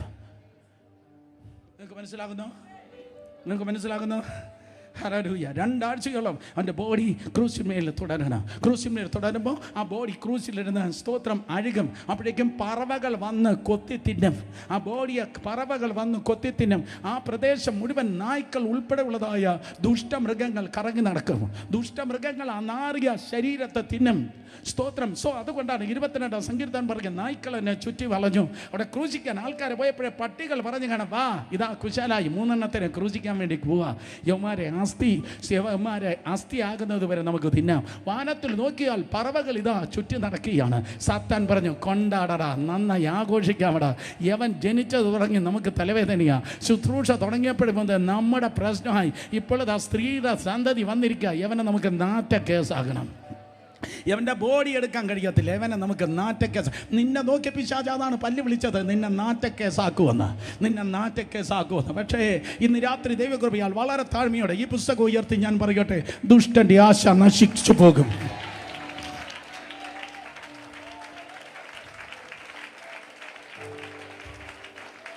ദുഷ്ടൻ്റെ ആശ നശിച്ചു പോകും. കാര്യമെന്താ? സ്തോത്രം. 2 രഹസ്യ ശിഷ്യന്മാർ പറഞ്ഞു, no we will take care of this body. ഈ ശരീരത്തെ നമ്മൾ ടേക്ക് കെയർ ചെയ്യണം. സ്തോത്രം. അതെ, അവിടെ പറവകൾ പറക്കുന്നുണ്ട്, നായ്ക്കൾ അവിടെ വളയുന്നുണ്ട്. അരിമത്തയിൽ യോസഫിന് അല്പം ധൈര്യമുണ്ടായിരുന്നു, അവന് റിസ്ക് എടുത്തു. സ്തോത്രം. അടുത്തിരിക്കുന്ന തൊട്ട് പറ, നമ്മൾ റിസ്ക് എടുക്കണം. പെട്ടെന്ന് പറഞ്ഞേ, നമ്മൾ റിസ്ക് എടുക്കണം. ചില കാര്യങ്ങൾ നമ്മൾ റിസ്ക് എടുക്കണം. വിശ്വാസത്തിന് വേണ്ടി ആരോ ഇന്ന് രാത്രി റിസ്ക് എടുക്കട്ടെ. ആത്മീയതയ്ക്ക് വേണ്ടി ആരോ റിസ്ക് എടുക്കട്ടെ. ദൈവത്തിന് വേണ്ടി റിസ്ക് എടുത്ത് നിൽക്കട്ടെ. ദൈവത്തിന് വേണ്ടി നീ റിസ്ക് എടുത്ത് നിൽക്കുമ്പോൾ ദൈവം നിനക്ക് വേണ്ടി നിൽക്കുക തന്നെ ചെയ്യും. അരിമത്തയിലെ യോസഫ് റിസ്ക് എടുത്ത ബോഡിയെ ചോദിച്ചു. അവൻ പറഞ്ഞു, ഐ നീഡ് ദാറ്റ് ബോഡി. ആ ശരീരത്തെ വിട്ടുതരണം. സ്തോത്രം. അപ്പോൾ സാത്താൻ വിചാരിച്ചത് ഇതാണ്, 2 ആഴ്ച വരെ ആ ശരീരം സ്തോത്രം അത് ആ ക്രൂശിൽ തന്നെ തുടരും. പക്ഷികൾ അതിനെ തിന്നും. ബാക്കി ശരീരഭാഗങ്ങൾ നിലത്ത് വീഴും. മൃഗങ്ങൾ തിന്നും. അസ്ഥിയാകും. 2 ആഴ്ച അവിടെ ഇരുന്ന് ഉണങ്ങും. എന്നിട്ട് ആ ക്രൂശിൽ നിന്ന് ആ അസ്ഥി പഞ്ചരത്തിൽ എടുത്ത് ഹിന്നോം താഴ്വര എന്ന് പറയുന്ന ഒരു താഴ്വരയുണ്ട്. ആ താഴ്വരയിലേക്ക് വലിച്ചെറിയും. അവിടെ 24 മണിക്കൂറും തീ ഇങ്ങനെ എരിഞ്ഞുകൊണ്ടിരിക്കുകയാണ്. ആ ഹിന്നോം താഴ്വരയിൽ തീ യെരൂശലേം പട്ടണത്തിൻ്റെ അഴുക്ക് നിന്ന് കത്തുന്ന സ്ഥലമാണ് ഹിന്നോം താഴ്വര. ആ താഴ്വരയിൽ ഈ അസ്ഥിയെ എറിഞ്ഞു കൊടുക്കാം. അവിടെ കിടന്ന് ഇത് വെന്ത ചാരമായിക്കൊള്ള. യേശുവിൻ്റെ നാമത്തിൽ നടക്കത്തില്ല കുട്ടി, നടക്കത്തില്ല. ഇവൻ ദൈവത്തിൻ്റെ ഹിതപ്രകാരം നിന്നതുകൊണ്ട്, ദൈവത്തിന് വേണ്ടി നിന്നതുകൊണ്ട്, 100% ദൈവത്തിന് വേണ്ടി നിന്നതുകൊണ്ട് ഇവൻ നാറാൻ ദൈവം ഒരിക്കലും സമ്മതിക്കുകയില്ല. എൻ്റെ പരിശുദ്ധനെ ഞാൻ ദ്രവത്വം കാണുവാൻ സമ്മതിക്കയില്ല. കമാൻ. കർത്താവിന് വേണ്ടി നിൽക്കുന്ന വ്യക്തികളുണ്ടെങ്കിൽ ഇന്ന് രാത്രി കർത്താവ് പറയുന്നു, നിന്റെ മുൻപിൽ ഒരു ഉയർപ്പുണ്ട്. ഇത് പറയാനല്ല ഞാൻ വന്നത്. റിയലി ഇത് പറയാനല്ല ഞാൻ വന്നത്. ഈ ദൂതിൻ്റെ കൺക്ലൂഷൻ പറയാനല്ല ഞാൻ വന്നത്. ഇപ്പോൾ നിങ്ങൾ കേട്ട ഇത് പറയാനല്ല ഞാൻ വന്നത്. പക്ഷേ ഇന്ന് രാത്രി ആരോ പറയുന്നു, എനിക്കൊരു ഉയർപ്പ് ആവശ്യമല്ല, അത്യാവശ്യമാണ്. ഇന്ന് രാത്രി ആരോ പറയുന്നു, ഒരു അത്ഭുതം എനിക്ക് ആവശ്യമല്ല, അത്യാവശ്യമാണ്. ഓ ഹല്ലേലൂയ. അടുത്തൊരു വിടുതൽ എനിക്ക് ആവശ്യമല്ല, അത്യാവശ്യമാണ്. കർത്താവ് പറയുന്നു, നീ എനിക്ക് വേണ്ടി നിൽക്കുന്നത് കൊണ്ട് നിനക്ക് വേണ്ടി ഞാൻ നിൽക്കും. നീ എനിക്ക് വേണ്ടി നിൽക്കുന്നത് കൊണ്ട് ഞാൻ നിനക്ക് വേണ്ടി നിൽക്കും. നീ നാട്ടക്കേസാകാൻ ഞാൻ സമ്മതിക്കയില്ല. ഇന്ന് രാത്രി യേശുവിന്റെ നാമത്തിൽ പിശാചിന്റെ ആ കൗൺസിലിനെ കർത്താവ് പിരിച്ചുവിടുകയാണ്. ഓ ഗ്ലോറി.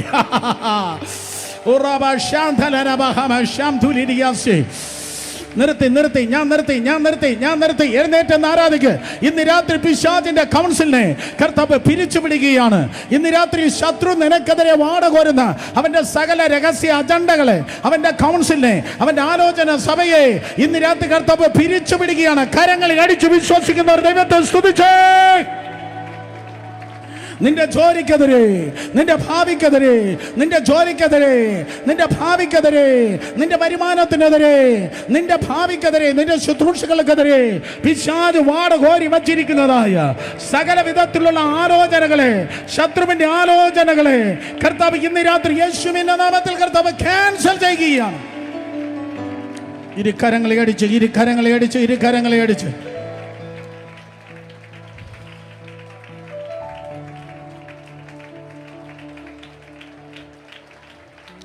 In Jesus'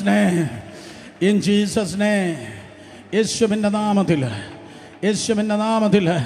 നീ മൗനമായിരിക്കുമ്പോൾ ദൈവം നിനക്ക് വേണ്ടി പ്രവർത്തിക്കുകയാണ്. മനുഷ്യൻ്റെ മുൻപിൽ നീ മൗനമായിരിക്കുക. ദൈവത്തിൻ്റെ മുൻപിൽ നിന്റെ ശബ്ദം ഉയരട്ടെ.